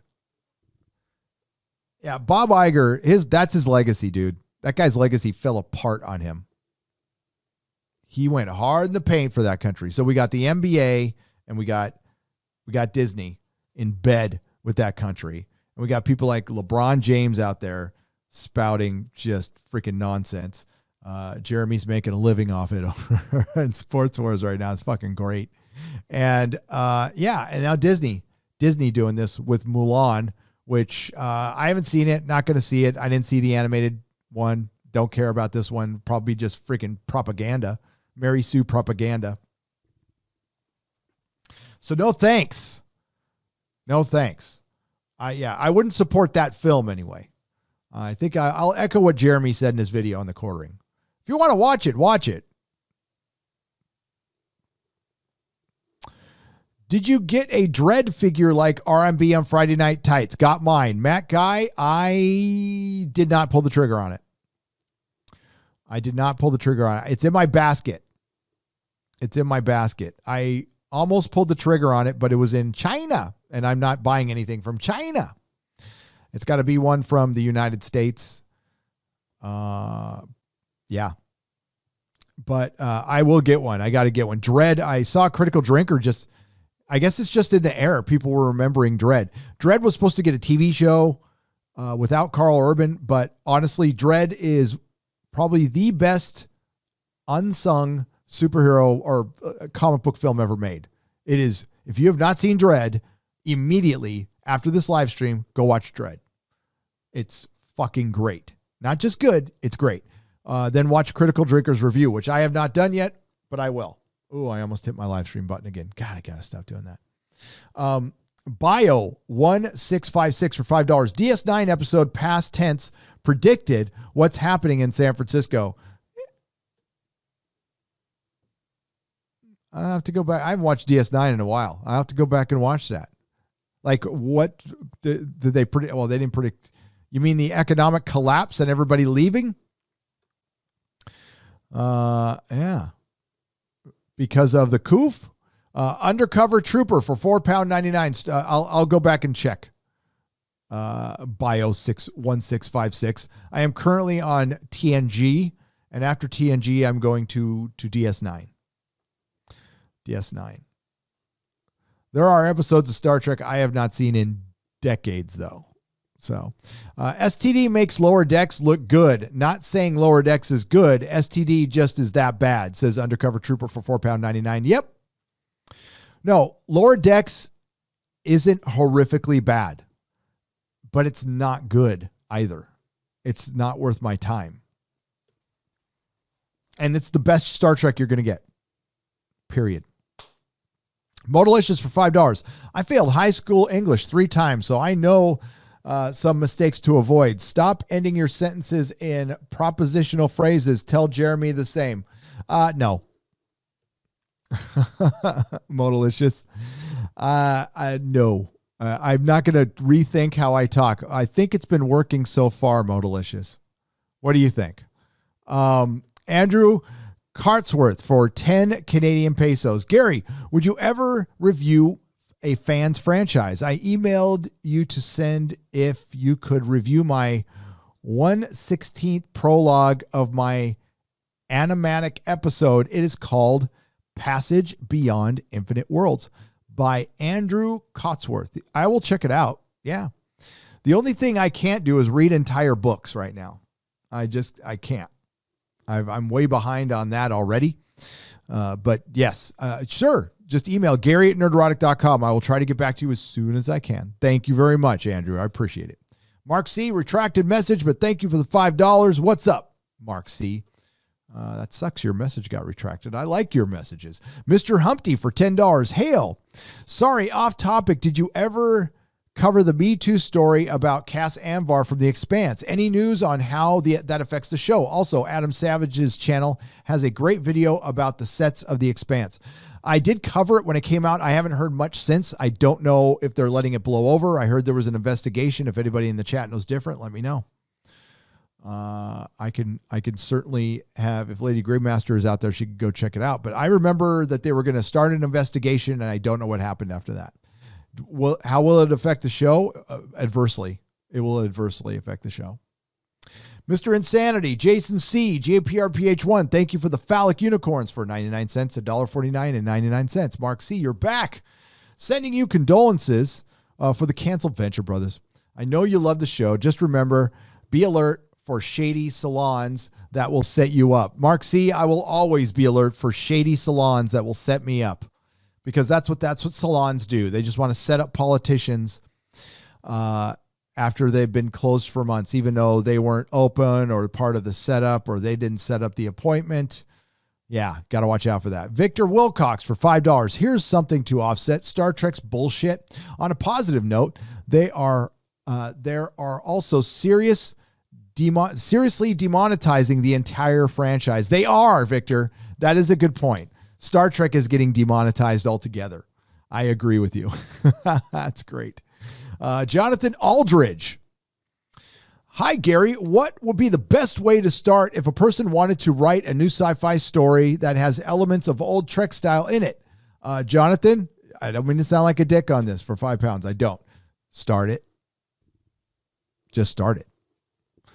If it starts getting into, you feel like you're copying too much, don't worry about it. The hardest thing to do with the story is just to start it. So get it started. That's it. And go from there and have fun.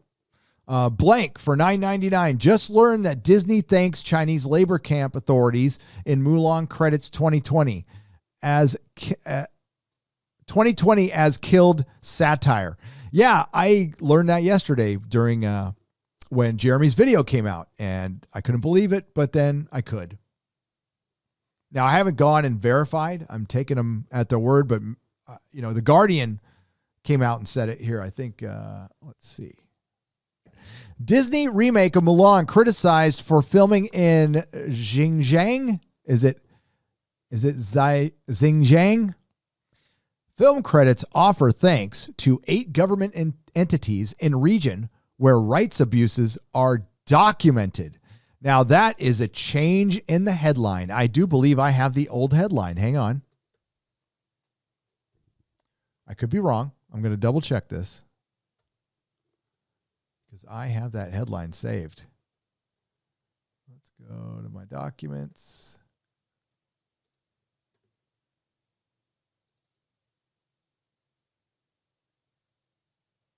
Yes. You guys can't see this, but maybe I'll show it to you later. But Disney remake of Mulan criticized for filming in Xinjiang. Film credits offer thanks to 8 government entities in region where rights abuses are alleged. They have now changed it to documented. That is interesting. That is very, very interesting. There, just to prove that, let's see. I can add it.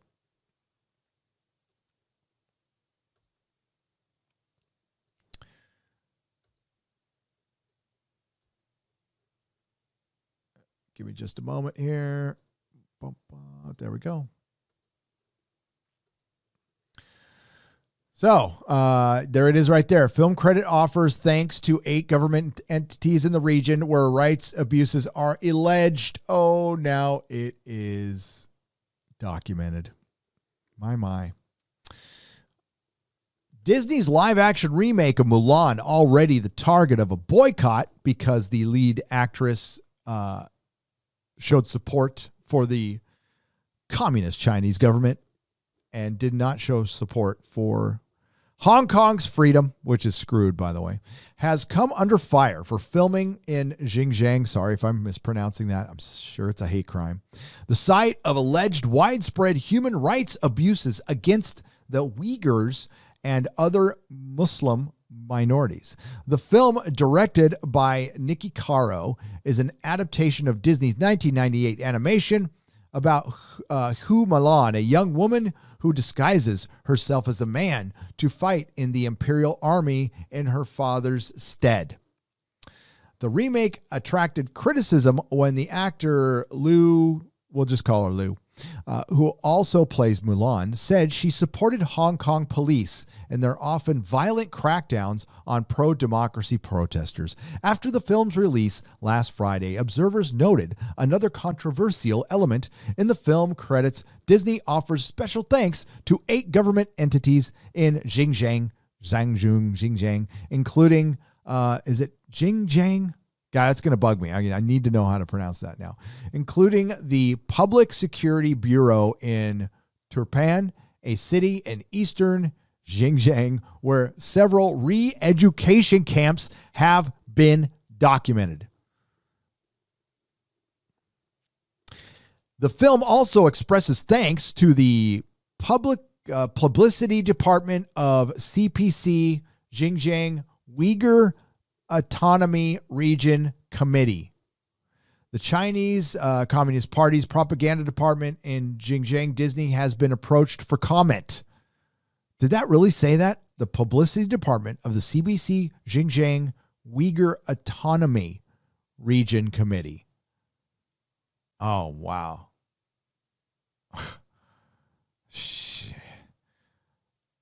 Disney, you've got some explaining to do. China has forced international scrutiny over its treatment of Muslim minorities in Xinjiang, where it is estimated at least 1 million residents have been detained in extrajudicial internment camps. Uyghur women have reported forced sterilizations and birth control as a part of a government campaign to suppress birth rates in what experts have described as demographic genocide.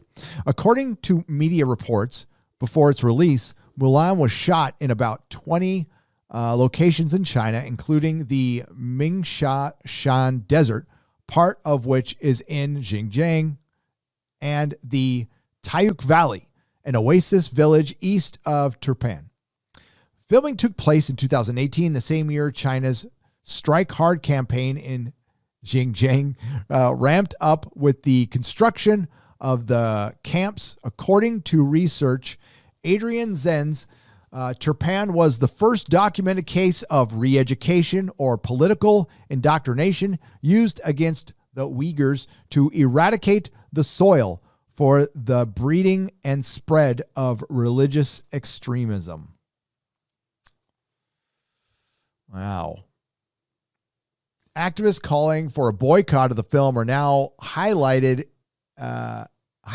its links to Xinjiang, while other researchers noted that the Public Security Bureau in Turpan oversees at least 14 internment camps in the area. God damn it. Human rights advocates have called on Disney to be transparent about its dealings with the authorities in Xinjiang. According to the report in the Wall Street Journal, Disney shared its script with Chinese authorities and consulted with local advisors in order to guarantee its release in China.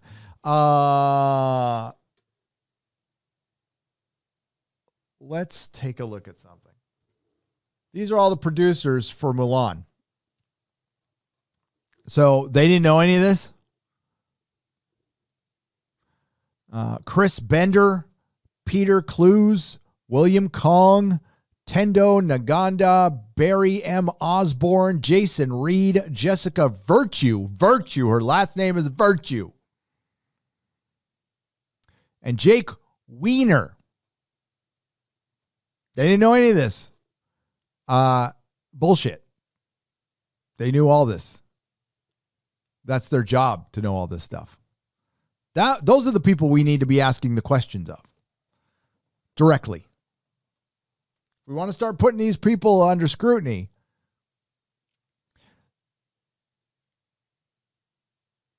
I love film.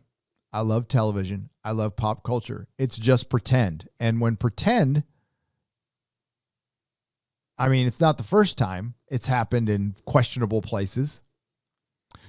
Nor will it be the last time. But again, there's a narrative in the mainstream media that's, again, running through all of our entertainment. That's false. That's claiming that the world is full of Yahtzees and they're out to get you. And my son just came in today, again, in class. They were teaching him about his unconscious bias. Yet, it's really happening right here. Like facts, actual facts, news, not hearing about it at fucking all.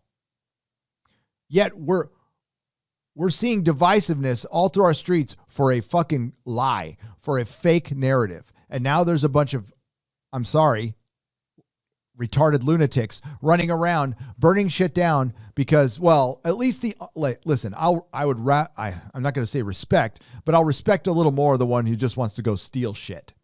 If you're just out there and your whole goal is to steal shit and you don't care about the politics, which is probably a good chunk of them, fine. You're still a dick. You should still go to jail. I want you out the fucking streets. But if you're out there thinking you're changing the world by burning down that Starbucks, You want to go change the world? Go rebel over there, dude, where there's actual re-education camps. Tell you what, John Malkovich, Greg Rucka, send your sons to China. China. If you feel that strongly about doing the right thing, send them on over there. Because guess what? Our sons might be going there anyway.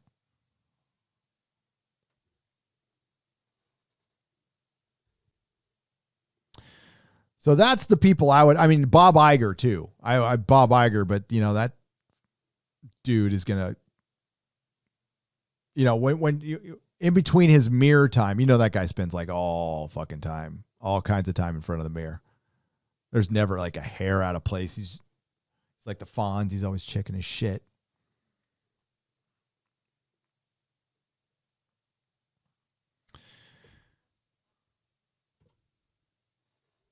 Fuck, man, that is dark. That shit is dark, man. Sorry, folks, but that's Disney. That's Hollywood hypocrisy. I mean, how many times do we got to fucking talk about it? These fools. I mean, probably today there's somebody virtue signaling from fucking Disney right now. You guys don't have a fucking leg to stand on. If I was Disney, I would just shut up right now. If I was Disney, I would get the hell out of China, but they're not gonna, and they can't now. They have done so much business with them, they can't not do business with them, because if they didn't, who knows? Would the Chinese government rat them out to our government? I mean, who knows? Are they blackmailing them? They're compromised now. Dare I call them a security risk? Who knows?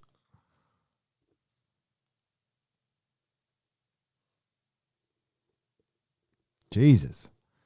I heard the BBC has a new director that wishes to turn the BBC around, but the new director has a lot of things to change, says Jonathan Aldridge for £5. Yep, they do. They have a lot to change, but if they start with Doctor Who, that'd be a good start. I don't think it's, I don't know. Just think about it. A few years ago, they had Top Gear, biggest show in the world, Doctor Who, 50th anniversary. I mean, things were looking up. And they found every way to fuck that up, didn't they? My heart was officially broken when with the Venture Brothers news. My favorite cartoon ever, says Vintage Comic Love for $5. Yep. One of the best shows on TV. Some of the tightest canon. Some of the funniest shit I've ever seen. And it's gone. Maybe we'll get a special that wraps up the end. I don't know. But again, it's been canceled for months, and they just made it public now, which I thought was weird. I thought was really weird.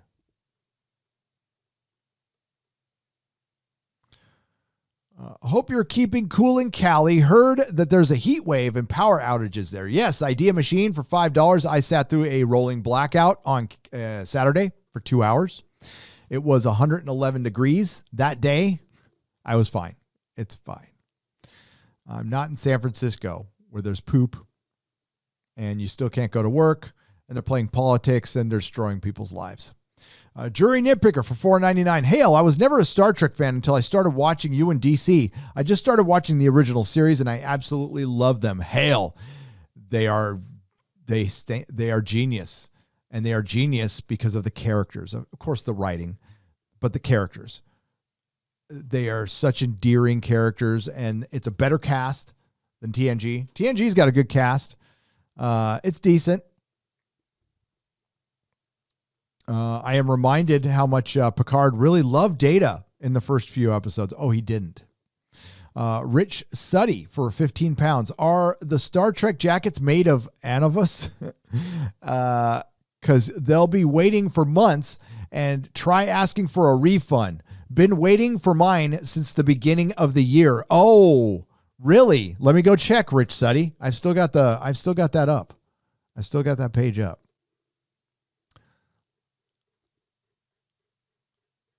Oh, is that the same Trek jacket that wasn't Angry Joe waiting for one too? Forever? Let's see who's made by.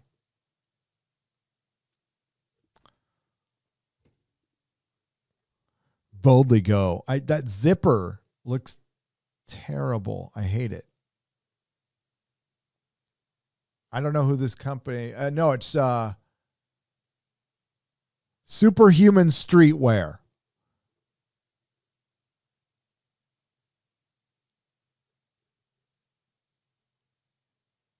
Superhuman Streetwear. Yeah, it doesn't look very good. Where's the Delta? It doesn't look good. Yeah, it doesn't look good.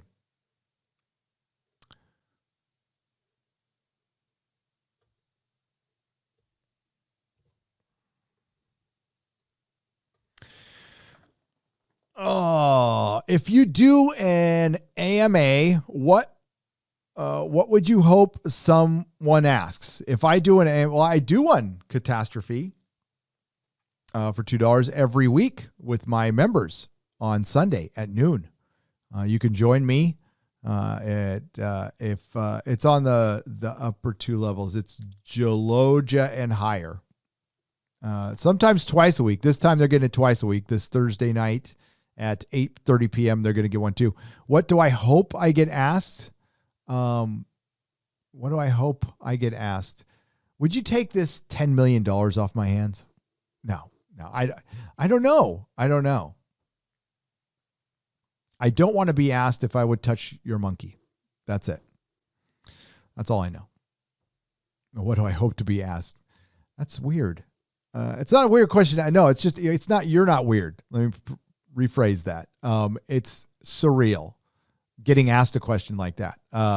I'm just a bloke, dude. Seriously, you can ask me anything. I might not answer it, but you can ask me anything. You can ask me anything here. If I catch it, I'll try to answer it. It's cool. I went to watch the DS9 panel today, and Will Wheaton was hosting. Turned it off. Screw that. He is horrifically bad for having a career in Hollywood. But you know what? The only reason he's famous now is because he had that big Twitter run for a while. He is awful.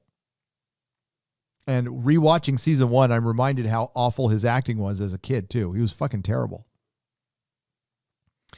What's up, Bird of Prey 5? Kapla, my friend. Love Bird of Prey 5. He keeps it real. The bust of the Riker facepalm says everything that's wrong with Star Trek. Mech 1164499. Exactly. And they didn't even produce that. That was Diamond Distributors. Casey Osowski for $50. Gary, well, I don't know exactly how to save Star Trek. Defunding Kurtzman would be a good place to start. Casey, thank you for the $50. You're right. I don't know how to fix any of these franchises. Getting rid of Kathleen Kennedy, Chris Chibnall, Alex Kurtzman is a very good place to start. Now, do they replace them with worse people? That's a possibility. But it kind of needed to happen already. No, it didn't it needed to happen already. It's too late. It's too late for Star Wars. Star Wars will, I wish I had my as echo, never, ever be as popular as it was in the past. Ever again. You only get, Star Wars somehow got 2 shots at it. You never get 2 shots at it. But it got 2 shots at it, and now it's done.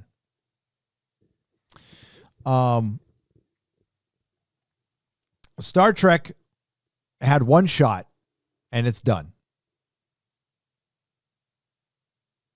And they really went the safest route by remaking. I mean, like you look back on it, it's kind of a dumb move. It was charming to some people. We got the good casting. Carl Urban as McCoy. Yeah. But it was really a dumb move. It was a safe move and it was dumb. It was not made for longevity. It was made for right now. Let's just make a bunch of money right now. And then, oh shit, it worked. Now we need to have a plan.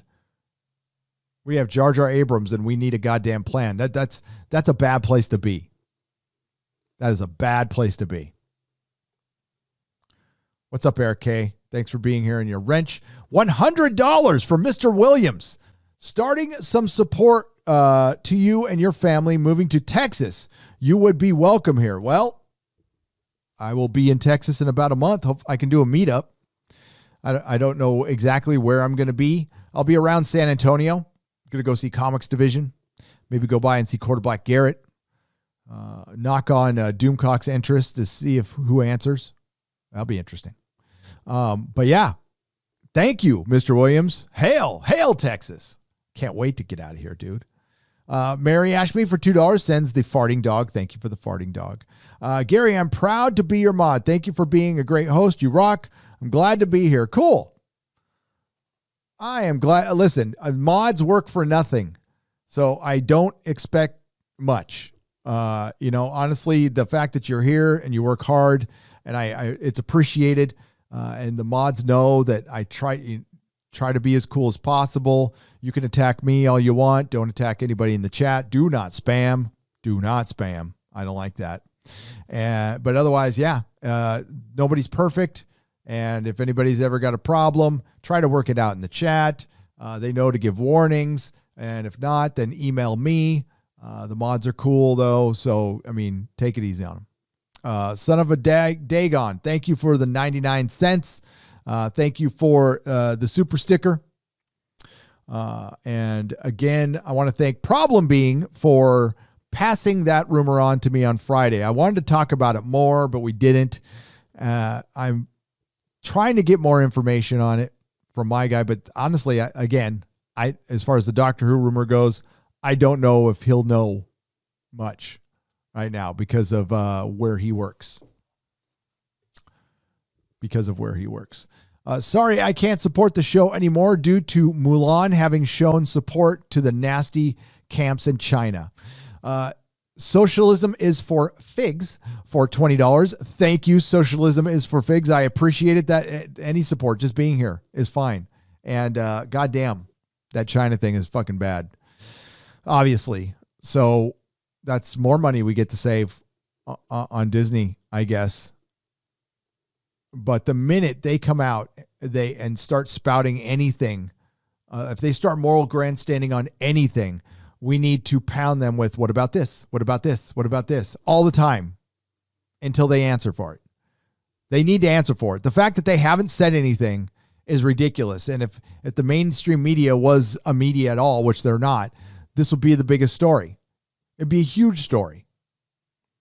There's a bunch of stories we're not hearing about now. I can't even get into all of them. But there's a bunch of stories that should be headline news, and they're not. We're more worried about what the Orange Man supposedly said, which apparently he didn't, at a funeral or something. It's dumb. It's dumb. And before that, it was the First Lady and some Legos. Lego Gate. It's some stupid shit. It's not women's studies, Gare Bear. It's feminist geography, says Chapo for $4.99. I sit corrected. Samuel Stafford for $100. Great episode. Thank you. Thank you. Thank you all for being here. Seriously. I appreciate you all for being here at this Nerdrotic Nooner. No one can cancel the great Walter Mosley, novelist and creator of Easy Rollins. Latino Slant for $4.99. I guess it should be put, nobody puts Walter Mosley in the corner. No, that was fucked up what they did to that guy. And he could have actually probably written a competent episode of fucking Star Trek. But my guess is he's probably glad he got fired. Or he quit. He quit. But they were humiliating him. They were going to send Walter Mosley to HR. And he just told an anecdotal story, dropped the N-word, but it was in reference to his story, and it's perfectly okay because he's a black man. And somebody ratted him out. And I guarantee you it was one of those two girls who used to write for the CW. And they have been the writers who have been at Star Trek the whole time. They have been the constant throughout all of this. Thank you, Gary, for all the hard work. You bring me so much joy these days. Wonder Girl 60s, what's up? Thank you for the $19.99. I haven't seen you in a while. You guys bring me joy. This does not work. This is talking for me. I could do these for hours. I could if I didn't have things to do. Here's some coffee money for your Cal exit trip. Thank you, Fred W. Monzo, for $4.99. I will use it for a dark roast with just black. I like my coffee black.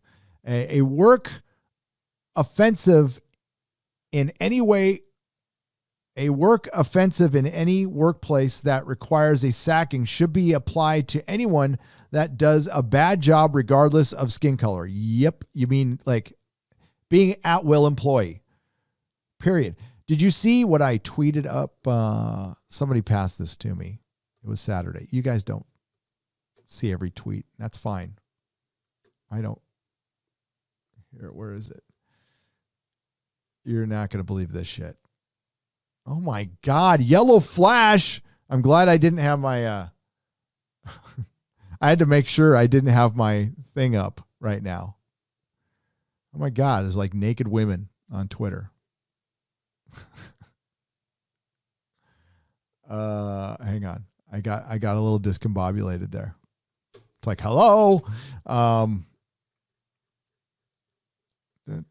Here it is. Well, there's two things that pissed me off.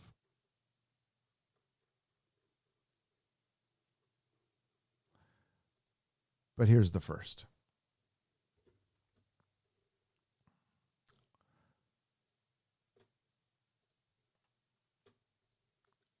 Hairdresser not allowed to recruit happy stylist because it discriminates against unhappy applicants. I'll say it again. Hairdresser not allowed to recruit happy stylist because it discriminates against unhappy applicants. Advert for salon in Stroud stated, "This is a busy, friendly, small salon, so only happy, friendly stylists need to apply." I fucking love that. I absolutely love that because there's so much drama in fucking hairdressing. So, yeah, I think that's a good thing to say. But it discriminates against unhappy people. They want everyone unhappy, by the way. That's what they want to get you down. They want you so down that you will just beg for any assistance, beg for anything to come save us. And then when they do, we're going to be missing a lot of rights, human rights. There'll be a lot more laws, but we'll be thankful for a government that came in and saved us after doing nothing, especially state governments. I'm talking about certain state governments who have done nothing but lock people down for an agenda. And that's all it is now. This is not about public safety. That is bullshit. So we also got this. You want to hear about that bullshit? Here's the more bullshit. San Francisco government buildings keep gyms open. Crush private gym owners. That's right. The city-owned gyms have been open. So, if we're judging people by their actions, not by their words, Nancy Pelosi got her hair did with her mask off. City workers are going to a gym without their mask on, probably practicing social distancing. That's fine. No problem with that. So you didn't need to close down the gyms. Actually, I would argue the same thing everyone else has been arguing. You're actually worse off for not going to the gym because you need this thing called an immune system, and going to the gym helps you with that. It's a very simple process not to get sick at the gym. I do it all the time. I treated my gym like it had bubonic plague in it all the time. People are dirty. It's fine. It takes me no time to get the little spray bottle they have. I spray down the machine. I spray down the weights. I wipe everything down like I am paid to work there to clean that shit. And then I work out. And you know what? I don't get sick from the gym. It's that fucking easy. I don't get uncomfortably close to people. I try to keep my distance. The gym is my time. It's my meditation time. I go there to think and, think up videos. It's where I do some of my best thinking. Okay. And yeah, I fucking wash everything down like it's got the plague when I'm there, because it might. And most people do. So gyms are completely fine. They should be open. Hair salons, they are trained in health and safety. They need to get a license from the state of California to do that. How many businesses can say that? Not many. Some can, but not many. Salons are one of them. There was no reason to close them. And guess what? Everybody's getting their fucking haircuts anyway. And you know what they suggested you do? Have somebody come to your house. Well, how does that stop the spread? Oh, wait. We're not really worried about that, are we now? We've moved the goalposts like 9 times since then. I don't fucking know. Alls I know, 54% of San Francisco's businesses are gone forever. That number is probably going up. And people are losing their job. But guess what? There's also jobs out there. There's tons of jobs out there. Tons.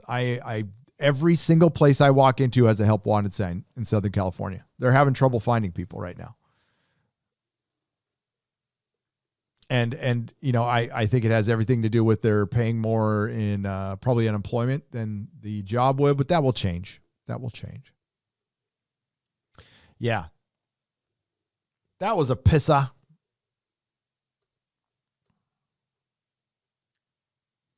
Thank you again, Wonder Girl 60.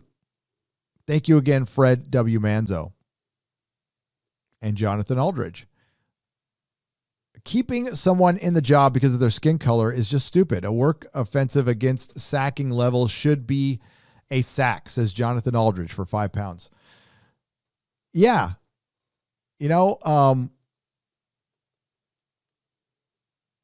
the unconscious bias that they speak of, is it out there? Sure. But it's a human condition. It's not anything you can do anything about. But alls I know, I can only speak for myself. I hired a lot of different folks. I don't make a big deal about it, but as I end up on white supremacist lists, you know, I remind people that the first person I hired was at my shop was a black man. And the second person I hired was an Asian woman. My manager was a gay Latino. Puerto Rican kid worked there. He's a great kid. Had a couple of white dudes, one white girl, and El Salvador, Argentina, Vietnamese. Yeah. Because San Francisco was that's the makeup of San Francisco. And the only criteria, I know I'm so freaking white supremacist. The only criteria was you had to pass a test, a basic test, a 10-question test of your knowledge of comics. But before I even gave you that test, you had to show me enthusiasm. You had to give a shit. I'm not going to make you care. That's the only thing. I'll pay. I paid well, but you had to love my store as much as I love my store, or at least make me think that. And that's how I treat employees. I'm not, and like, maybe this isn't the best way, but this is the way I did it, because I treated them like adults, and I'm not a big reminder. I'll say something. I'm not going to repeat it. I told you to do something, do it. You can do it in your own time. I don't care. I am definitely not a micromanager at all. I will not micromanage anybody. Once I give somebody the freedom to do, hey, organize this the way you want. Just make sure it's nice. If I don't like it, I might tell you to do it again, but organize it how you like. Do what you like. That's the kind of boss I was. It worked for some people. It didn't work for others. But I'm not the kind of person who's going to watch every move. But the one thing you couldn't get political on your social media. That was one of my rules, even back then, because it reflected on me. And if you didn't like it, you didn't need to work at the store. It was that simple. It's like, all right, I'm not suppressing anything. You will freely give it up to work here, or you won't work here. You know, it's a choice. It's a choice. And everything was fine. We had a lot of fun. Did it work with everybody? No. Oh God, no. Oh hell no. But I got, I had some great employees though that I'm proud of, that are out there in the world, and I gave them their first job, and they're out there in the world. One of them's cutting trailers in Hollywood. The other one's, I hope he's doing okay. He was doing real estate in New York. It's probably not that great right now. And yeah, they're doing great. They're like kids. But the people who are making the accusations, calling me this and that, whatever, probably, I don't know. Have they ever been married? Have they had kids? Do they know the makeup of my family? No. Still don't care. What do you think about DC's Wonder Woman of History graphic novel? All leftist. I think a couple of people were neutral in that. What do I think of it? Tavok, $5, cringe. Absolute, utter cringe. And DC being partisan. Are they going to do a Superman history of men? And yeah, I mean, no, they're not. Of course not. But I mean, the comic companies have always done this, and that's why it's an industry that shrunk and continued to shrink. And that's why people are running to Indiegogo and giving thousands of dollars to people 2 years ago you never heard of, aside from Ethan. But now you have. It's going to be interesting to see, because everybody's going to listen. The best way to make money in the comic book industry right now is to crowdfund. But to crowdfund, you have to kind of use the Comicsgate method, which is platform crowdfund. Have your little platform or big platform, and have your group. What you do is you draw an audience. You have a core group of people who you hang out with every week, and then they get into your comic. And it works. It works. It really does. But you got to make a good comic. You got to treat your audience right. There's a lot of factors that go in, and it does take a lot of time. So not everybody can do it. So you can also use once or twice you can use a name. The movie star comic thing is nothing new. All right. But Keanu Reeves, what they did taking it to Kickstarter was new. And as far as they've promised to complete it, most movie star comics don't finish. They go about 3 or 4 issues. Celebrity comics, it happens all the time. Some rock star wants to, Danzig wants to go start an imprint or whatever. And, he did one for a good long time, but it eventually, they get bored of it. They go back to their day jobs.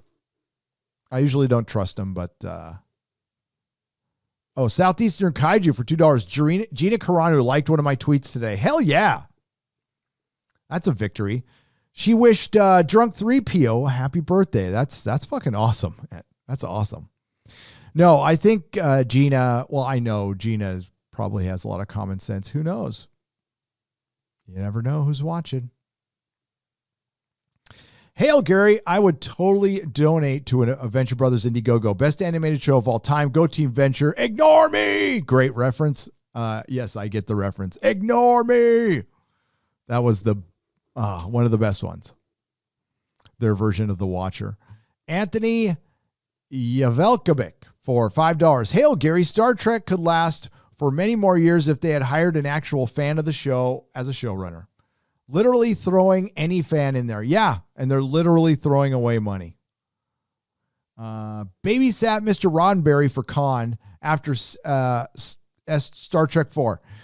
Was there when he got the news TNG was picked up. Had to keep it to myself for months. Thanks for all you do, Gary. The great bird wouldn't want this. The great bird wouldn't want. No. How do I say your name? Toon says Makash for $10. The great bird would hate this. And I heard one person argue that Gene's always been an SJW and he would have liked Michael Burnham. No, Gene said he was an SJW. Gene would go out and talk a long game about shit. But again, judge a man by his actions, not by his words. But whatever he was as a human being, his idea was bigger than him. His idea for Star Trek was bigger than him. And it was a great uniting force that's no longer uniting, just like Doctor Who. Hail, good sir. Really wanted to send a $17.01 super chat in honor of today, but I wanted to say thank you for your words the other day. I am somewhere between normie and fan and appreciate your take on pop culture news. Will Perkowski, thank you for the $19.99 and your kind words. The normies make the world go around. You hardcore fans are there. We're easy with certain things. But when we turn on you, scorned lovers we are. We are. Attacking fans was not something we started because we're the fans. These shows started to go hard in the paint politically. We started calling it out, rightfully so. They didn't like us calling it out, and they got personal. Now, Star Trek, aside from the occasional Wilson Cruz tweet, Kurtzman hasn't come out publicly and said much of anything. Shaban did come out and say that he trolls people in scripts, though. And I'm sure Kurtzman does. Kurtzman has said that they use Star Trek for a platform, though. But he hasn't said anything that I would call a direct attack on fandom other than his writing. But using Star Trek for a platform, that was big.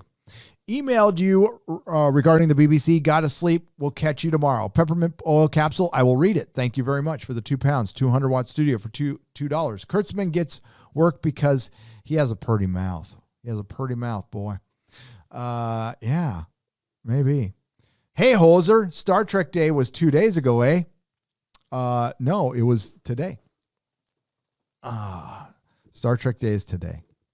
I don't know what you're referencing, though. If I got a date wrong, maybe, but at C3OFS. Oh, I'm not even going to pronounce this. Thank you, sir, for the $10.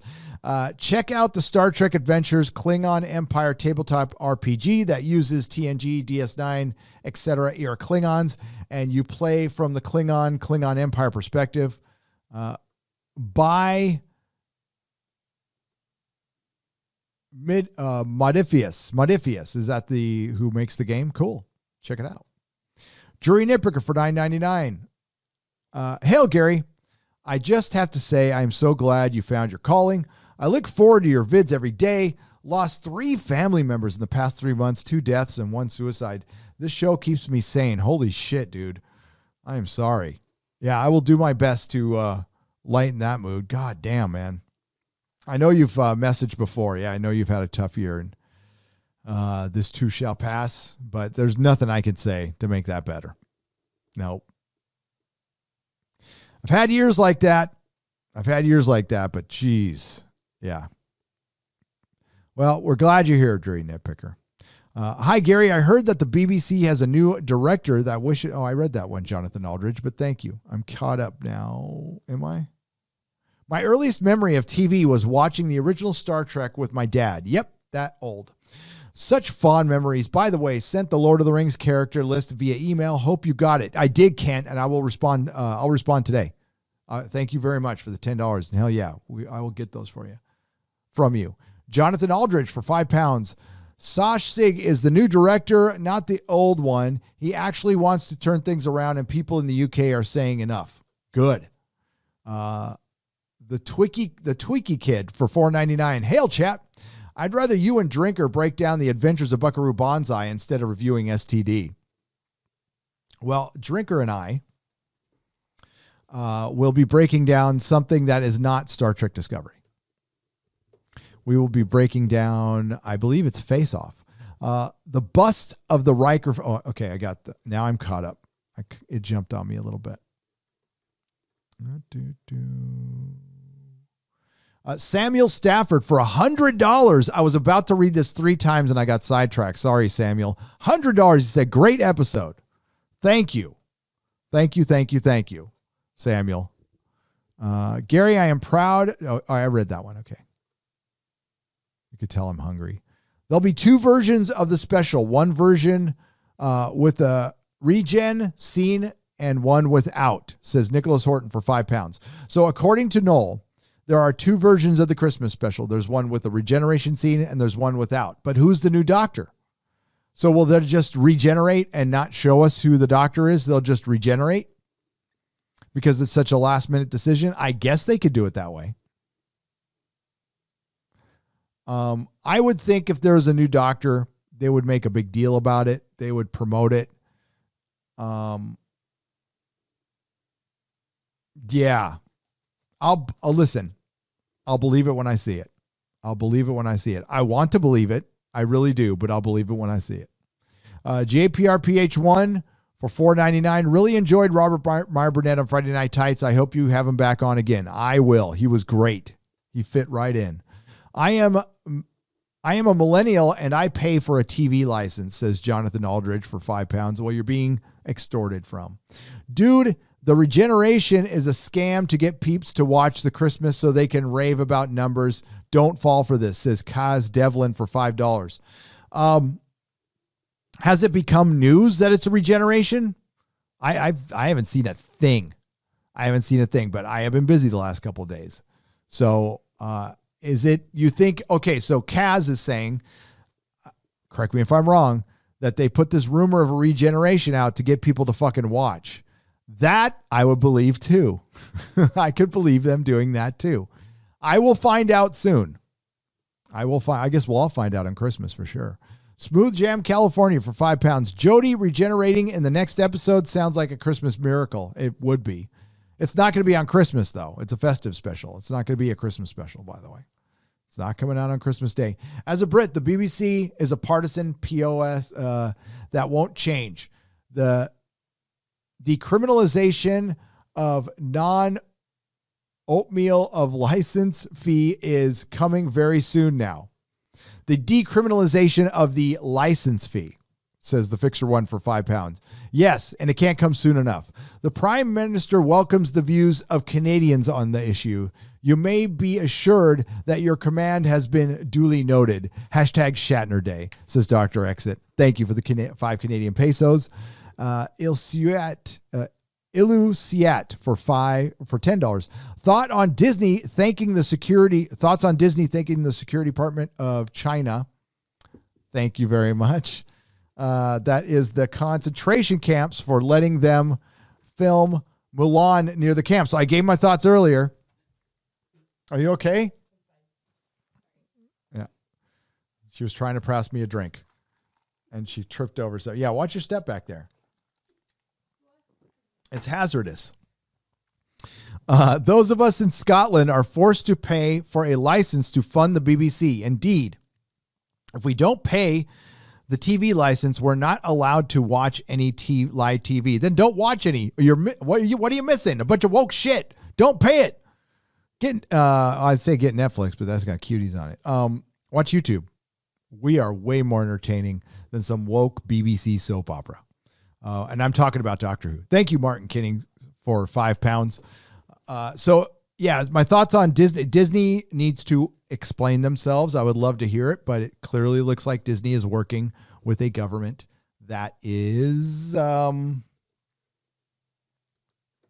putting people in concentration camps. I mean, what else are you supposed to say other than it's disgusting and it really makes me not want to give Disney another penny? That would mean not going. Well, I could still go see stuff. I could still see stuff. I'm checking something. Ah, crap. Fuck it. Doesn't matter. Yeah. Yeah, that's a tough one because Disney owns Marvel and I would be Marvel movies. I'm already not buying comics and I don't like any other part of Disney, so it's no loss. And I won't go to Disneyland. I'll just go to Universal Studios. Tweet Shatner en masse and see if we can get him on, says Black Tiger 001 for 2 Canadian pesos. Oh, shit. I couldn't even get him on right now if I wanted him to because I'm just live streaming through OBS. But thank you. I would love to talk to him. That'd be great. Coco for 5 Canadian pesos. Domo arigato, Mr. Nerdrato. That's good. Disney probably got cheap labor using the camp workers, says Eric K for $2. Yes, they did. And that makes it even more disgusting. Gary, what is really happening to the Muslims in China? I reckon it's not re-education camps. I reckon they are being worked to death. Jonathan Aldridge for £5. I reckon you're right. The Uyghurs are getting free re-education, though, says Southeastern Kaiju for $2. Oh, shit. Yes, they are. How much money is Disney lost? 7 to 8 billion? They won't be big for very long at this rate, says Peter Ford for $4.99. No, they won't. How much money has Hollywood lost?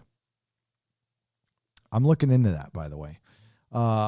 A member of parliament told me that the new BBC head is conservative, but he won't get rid of the wokeness before Boris scraps the license.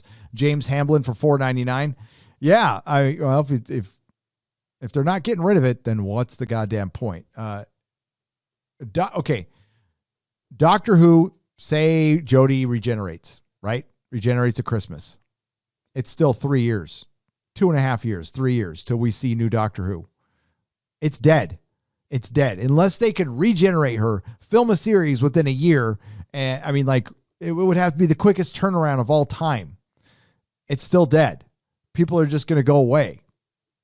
They're not going to be patient enough for this. Only hardcore fans are going to be patient for this. And they have alienated a lot of us. Most of us. Billy West for $5. They could start a regeneration and then fade to black and start a new season with the new Doctor a la Eccleston. They could. And it might be a similar situation. But we also found out pretty quick, right? I'm trying to think back to those days. They filmed the regeneration. They knew it. When did the rumors start? They announced it. I can't remember. I can't even remember. But I'll look back. It's a possibility. I will keep my mind open to it.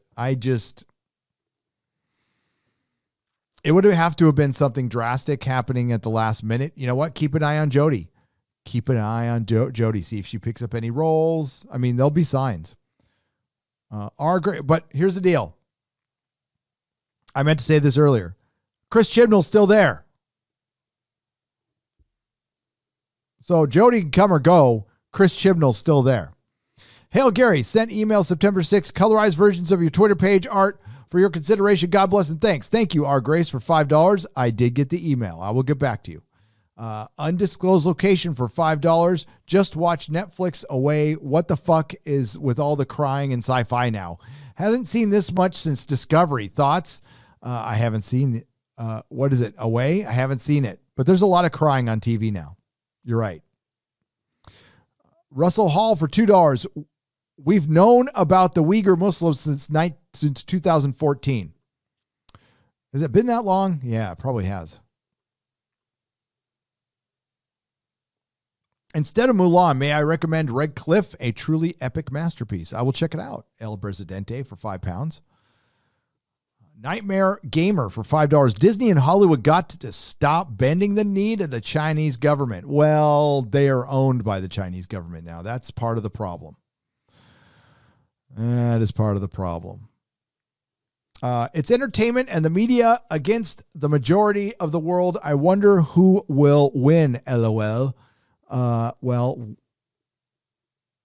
we will eventually, Dan. Because we pay them bills. We pay them bills. Meowsers. Welcome to the Geloja level. Welcome. Phil Moore for $5. What's up, Phil? Just got the word. We are out. We at our business are working from home permanently. Now I'll be able to catch more of the adventures live. Cheers. Right on. It's ridiculous to not work from home. Yeah, those days are gone. To use the term boomer, that was a boomer philosophy. For certain jobs, you do not need to come into work. Unless you're putting your hands on shit, you don't need to come into work. Catastrophe for $2. Would you take this $2 off my hands? Sure. Thank you. I don't have a choice at this point, but thank you. I will. I appreciate it. Nightmare Gamer for $2. Keep up the fight. All hail Fandom and Nerdrotic. Hail Fandom. Hail Fandom. You know, times are changing. Ladies can do stuff now. What? Were you saying something? Look, I don't speak Spanish. There you go. Culture Casino, thank you for the phallic unicorn for $1.49.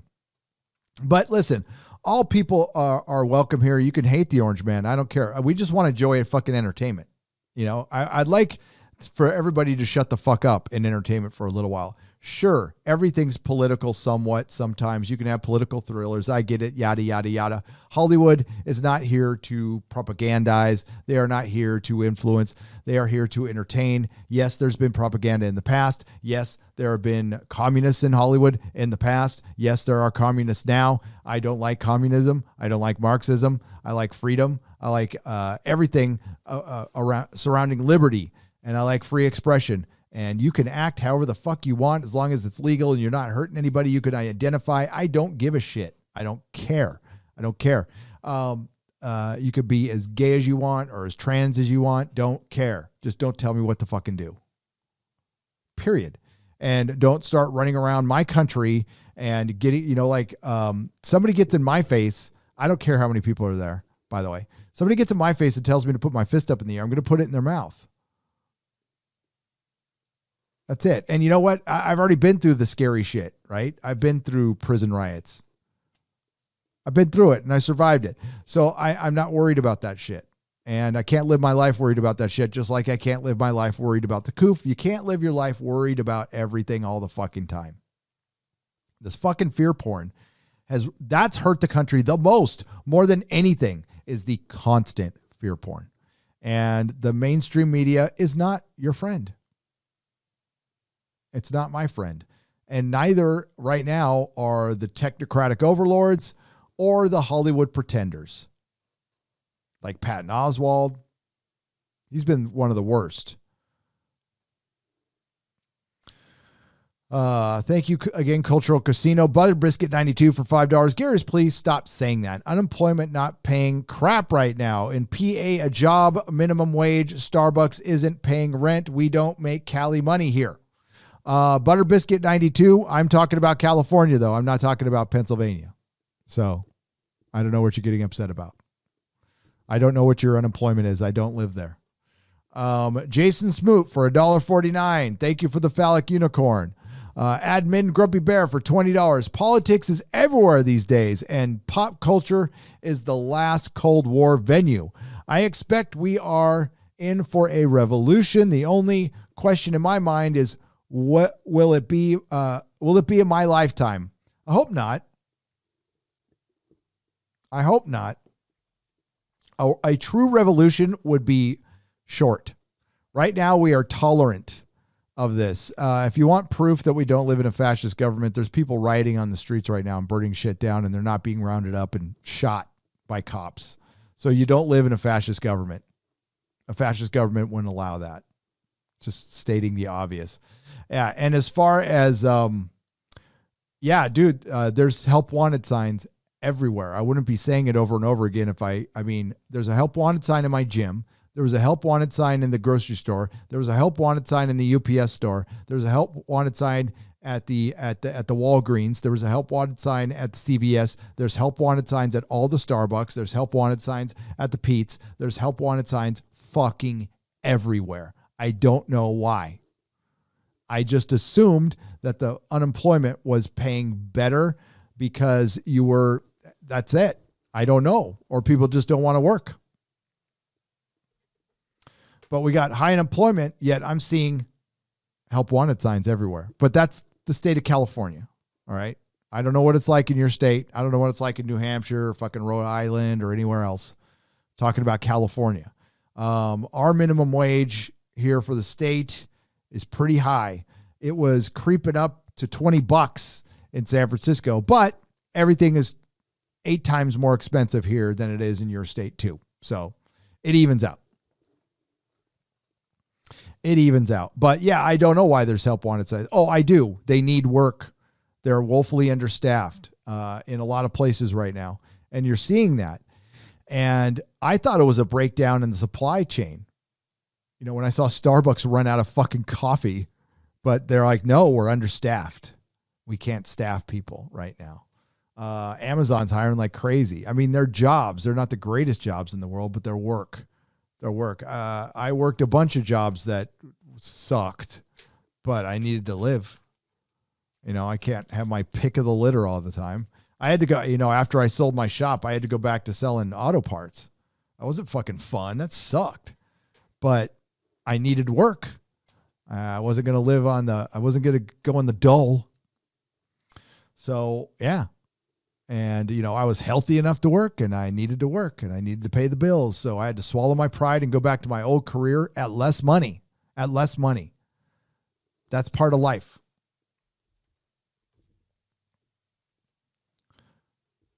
But yeah, I honestly don't know why there is a shortage when they say unemployment is so high, yet there's jobs everywhere. They're not all going to be middle management, $75,000 a year jobs, but they're jobs. Here in the Steadfast for 5 Canadian pesos. Shout out to Drunk 3PO. Hail. Hail. Harper, welcome to the proto-molecule level. You dare hey for $4.99. Is it just me, or is it ironic that Discovery's initials are STD? No, it's appropriate. It's absolutely appropriate. Absolutely appropriate. How do you defeat China that is such a huge superpower? Asked Jonathan Aldridge for £5. You don't go to war with them.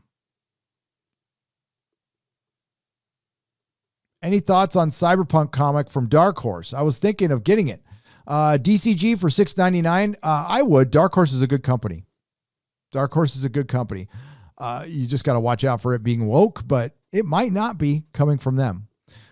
I might have the world's greatest question. Wait, I do. It's aliens, says Harper for $5. It is aliens. Finally got rid of my TV license. Here you need one if you have a television, even if it's broken. Got rid of my TV since I never use it anymore. Says Pacino for £5. Is that true? That's crazy. Now, do you have to pay a license if you just watch shit on your computer all day? Because, yeah, I don't watch my television. I haven't turned on my television in months. How do you... I read that one. I'm glad I found you, and I'm only 19 years old. You have been a great source of entertainment and great learning experience from your success stories. Thank you. Nataku, is that... oh, boy, I'm terrible at Roman numerals. Let me get it right here. Let's go take a look.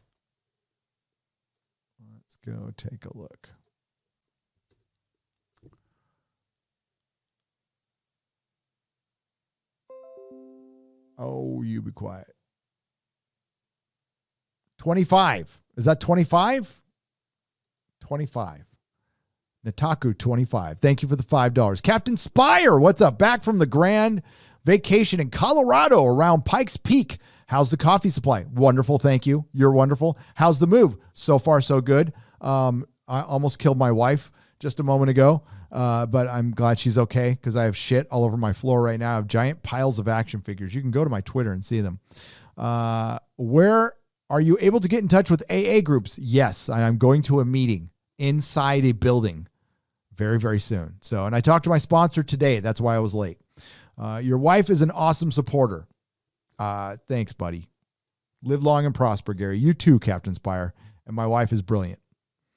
Do you believe in UFOs, astral projections, mental telepathy, ESP, clairvoyance, spirit, photography, telekinetic movement, full trance, mediums, the Loch Ness Monster, and the theory of Atlantis? Harper for $10? Yes. The answer is yes, and I truly do. What was the Wonder Woman thing you hinted about on Sunday? Oh, it was that comic that we were just talking about. So they came out with this cringe comic, which is supposed to be, it's supposed to be Wonder Woman's look through history, and it's historic Wonder Women. It's got Ruth Bader Ginsburg and just all the typical left-wing people. No, actually not typical left-wing people. Some people you've never heard of, but they're all Democrats. Like all. There's 2 neutral people in it. And it's just cringe. Yeah, we never did get around to it. It's cringe. Doomcock would have had the same reaction. Deadwood Dale for $5. Gary, you quickly become one of my favorite YouTubers next to Razorfist and EVS. I am mostly a Comicsgate guy, but watching you has been fun lately. Well, thank you, Deadwood Dale. I appreciate it. It's good company to be in, by the way. I appreciate that. Free Kodak Black for $5. Yo, Mr. Gary, I went to San Francisco once, saw a guy jump off a roof and kill himself. What the hell? The city needs Frank Bullitt and Dirty Harry Callahan. It does. It does. Free Kodak. There are a ton of suicides off that Golden Gate Bridge. That's why they had to put a net below it, and it still doesn't stop people. There is a documentary about the guy who survived the jump off the Golden Gate Bridge. He was one of my earliest customers at my comic shop. Yes. It's not a great film though. It's a documentary that was based on kind of lies. They talked to some people about suicide. They told them that the documentary would be more of a suicide prevention thing. And it turned out it was like really exploitive. So the documentary's out there, but it's exploitive. It's bad. Dan Vask for $5 Russian. My good sir, I think you skipped my last super chat question. You know what? I would go back up it, but I may have. But we'll stop it now. Hang on. Politics is everywhere these days, and pop culture is the last Cold War venue. I read that one. There we go. I'm not a Star Trek scholar. Just started watching TOS because of you, but why do they seem to boycott Shatner and everything TOS related nowadays? He could have played an old Kirk on the reboot like they did with Spock.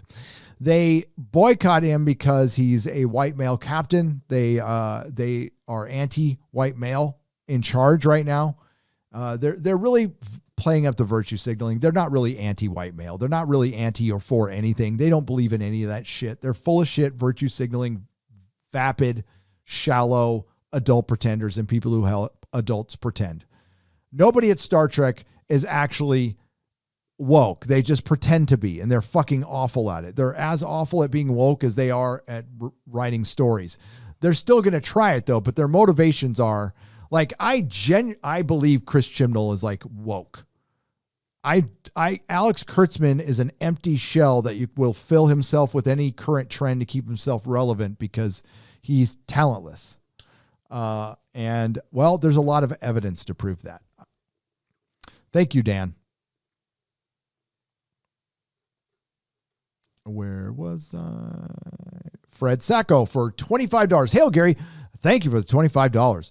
Politics is like the WWF. Lots of noise out front, getting the crowd riled up, taking sides. After the match is over, the same group are in back having a beer, laughing about how they put one over on the fans. Look at their money. Agreed. I totally agree. The only difference in that, and whether you're a fan or not, is they are not going and drinking with Donald Trump.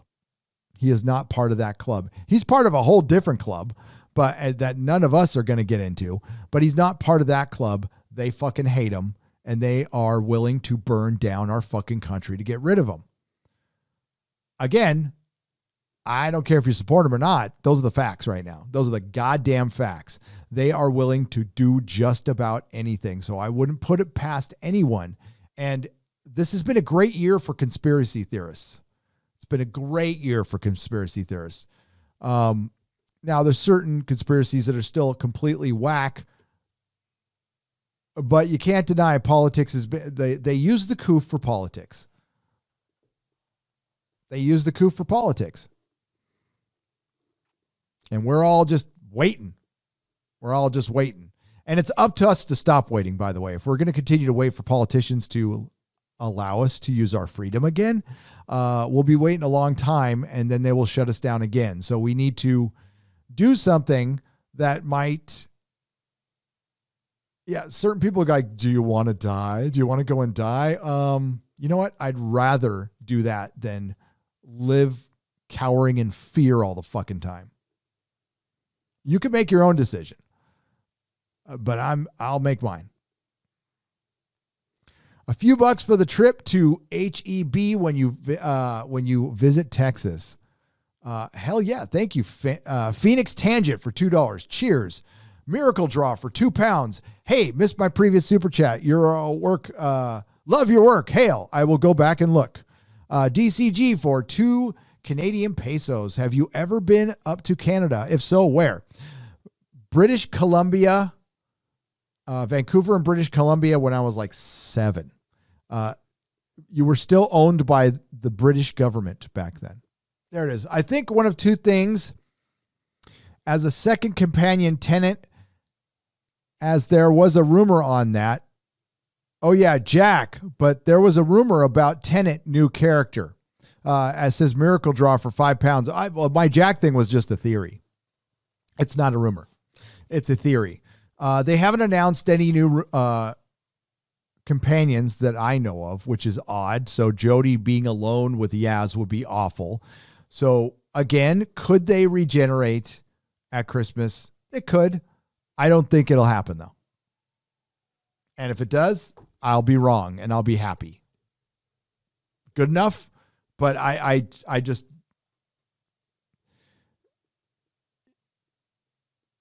until I see or hear differently, I am going to come at everything like you got to look at life through their lens, through their fucking lens. So they fired Jodie Whittaker. How does Chris Chibnall feel about that? Would he be quiet about it? Maybe. Is he a punk? Would he just show no loyalty to her? Okay. So they fire the first female doctor played by Jodie Whittaker. They're going to get a shitload of blowback. Does the guy at the BBC not care? Okay, good. That's a double good. That's awesome. I need to see that though. That is not anything I will believe until I see it. That they don't give a shit about the blowback, about firing the first female doctor. Same thing about erasing the Star Wars trilogy. I'll believe it when I see it. I don't think it'll happen though, because there's too much blowback that they care way too much about. Now, I want it to happen. Doesn't mean I don't want it to happen. But I just think logistically, it doesn't make a lot of sense unless it's an Eccleston situation. But remember, Eccleston was fucking crazy. Like, he was crazy in the first season. He had a lot of problems that we didn't know that were going on behind the scenes. My God, he was freaking anorexic. And probably on dope. Probably had a lot of shit going on. And I'm sorry he did. But he also was great as his doctor. He was fucking great. Jodie was not. She's been a total disaster. They've gotten rid of the two companions. So do they get rid of her? Well, I mean, they just ran some press with her a couple of months ago, but I can't say I've seen anything since. I haven't heard a peep about filming, so maybe shit has changed. I don't know. But we have all heard that she was leaving before, including from me. I reported on a Starburst article that reported that she and Chibnall were leaving after season 12, and they did not leave.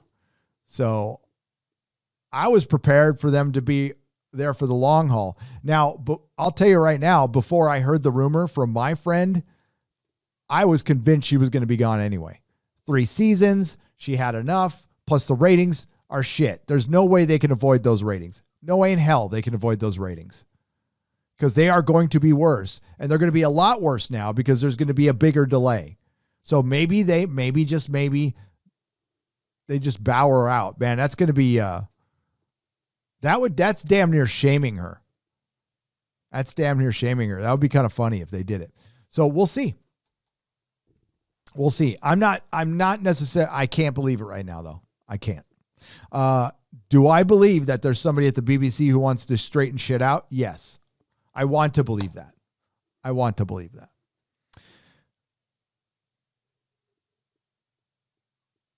All right. Where was I? Undisclosed location for $5. Is a Tarantino Star Trek going to happen or not? No. I want a Logan movie version now. Screw PG rated. Yeah, it's not going to happen. And it wasn't even going to be really Tarantino at all. So, undisclosed location, $5. It's not happening. There's no Star Trek movies happening. They want shit to happen, but they can't get it financed apparently. Shane Roysek for $2. Doctor Who news. What bad news did I miss? No, it might be potential good news. I'm not saying I believe it. I want to though. That supposedly Jodie will be regenerating in the Christmas special, and that there is a new person at the BBC who will axe the fucking show if it doesn't turn around. That I believe. I believe the latter for sure. Hi, Gary. I just noticed in the YouTube chat that a person just said that Tom Baker should be regenerated. How would that work? How would that? He already did regenerate, and then he came. You mean comes back to Tom as Tom Baker? They did that as the curator. I mean, Jodie Whittaker being regenerated. There is a possibility. I mean, okay, there's precedents. Again, Eccleston regenerated without turning into somebody, but they would be losing a huge opportunity. That means it was a last-minute decision done in haste, which would shame the hell out of Jodie Whittaker as an actress, the first female Doctor, which means they would be under tons of criticism. They would, oh, man. And again, I hope they do it. And I can read the articles today, or I can read the articles right now. Doctor Who bows to the trolls, or bends the knees to the trolls, or feeds the trolls. You mean the fans, by the way, the fans who just want good Doctor Who. All right. And that wraps it up for today. 3 hours, 14 minutes. That was good. It was a great show. Had a lot of fun. We had a lot of people watching. We got over 2,000 likes. We had some awesome freaking mod rotics here today. Eric K, Lori Wilson, Bionic Belly Button. What's up? Lori Wilson, like I said. And then Mark Lerzeth. And who else was here? And produced by Lady Gravemaster, of course. If I missed a mod, let me know. Oh, Chris Persia, the Canadian Wrench. I knew there was another one up there. Thanks everyone who super chatted. Thank you for all your support. Thank you for the super chats from the little stream. I'll go ahead and attach it somewhere on the stream. So it'll be there. My robot voice. I will. Why the fuck not? I got nothing to hide, man. No shame to my game. So to wrap up, Star Trek is still a platform. It had a whole day and nobody gave a fuck, and they disrespected Shatner. The reason we are here is not the fans. It is not the fans' fault. Anybody who tries to blame fans, including other fucking YouTubers, are disingenuous people who are having trouble with their channels. Anytime you see another YouTuber talk about another YouTuber by name all the time when they're supposed to be like reviewing Star Trek or something like that, just go to the Social Blade. That'll answer your question. Not everybody does great all the time, and it gets frustrating and it sucks, but connect with your audience. If that's through liking Star Trek Discovery, fine, go for it. But you're not going to connect with your audience by offending them. You see, because when you talk shit about like Doomcock or Mecha, chances are you share a subscriber with them, and that subscriber might not like it. Also, it's your coworker here. Also, those are people who have helped you. Those people who have helped you, man. But yeah, that's the circle of life on YouTube, and I understand it. And I thank you for all your support. And our next live stream will be tomorrow. We're going to be noon tomorrow. I am working on a video. I'm actually going to have 2 or 3 videos, and hopefully it's not looking good right now, but hopefully The Office will be up by Friday Night Tights. By the way, you want to know who's on Friday Night Tights? Mahler and Rags. Mahler and Rags this Friday Night Tights. Man, that's an EFAP FNT crossover. Hell yeah. That's fucking awesome. And we're working on other guests. He doesn't know it yet, but I want to get Kurt Metzger back. There's a lot of shit we got to do, including pinning action figures up on the wall after I go work out. So thank you for your time. Thank you for spending it with me. And we got another couple super chats. Mary Ashmead, thank you for the super sticker. You're not supposed to do that as a mod, by the way. Thank you for being you, says 32 flavors of Nick Weiser for $5. Thank you for being you. And thank you all for being here again. See you tomorrow, 12 p.m. Pacific time. Don't forget Friday Night Tights at 2 p.m. Pass it on, please. Mahler and Rags will be joining us. And not all who wander are lost. Oh, wait. We got to go out with the theme music. So we'll do that. Good night, everybody. nerderotic.com.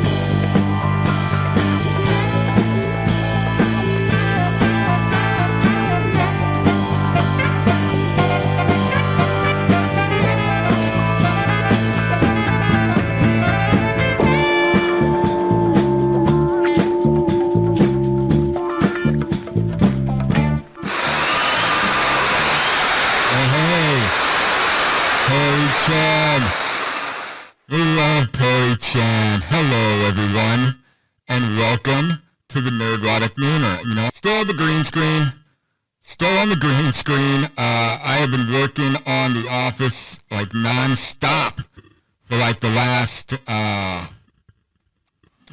3 days. Crucifying action figures. Check. What's up, everybody? I love it when the chat goes crazy. All right, let's get to seeing who's here. It sounds bad? That's weird. Hang on. If it sounds bad, I will check it out. Hang on. That might be my audio. It sounds like a Dalek? Okay, hang on a second. Hold on, we'll figure out what's going on. If mic 2 is better. Is this better? How's that? No? Yeah, I'm going to have to figure out how it sounds then. Hang on, because I can't hear it. I'm sounding fine to me.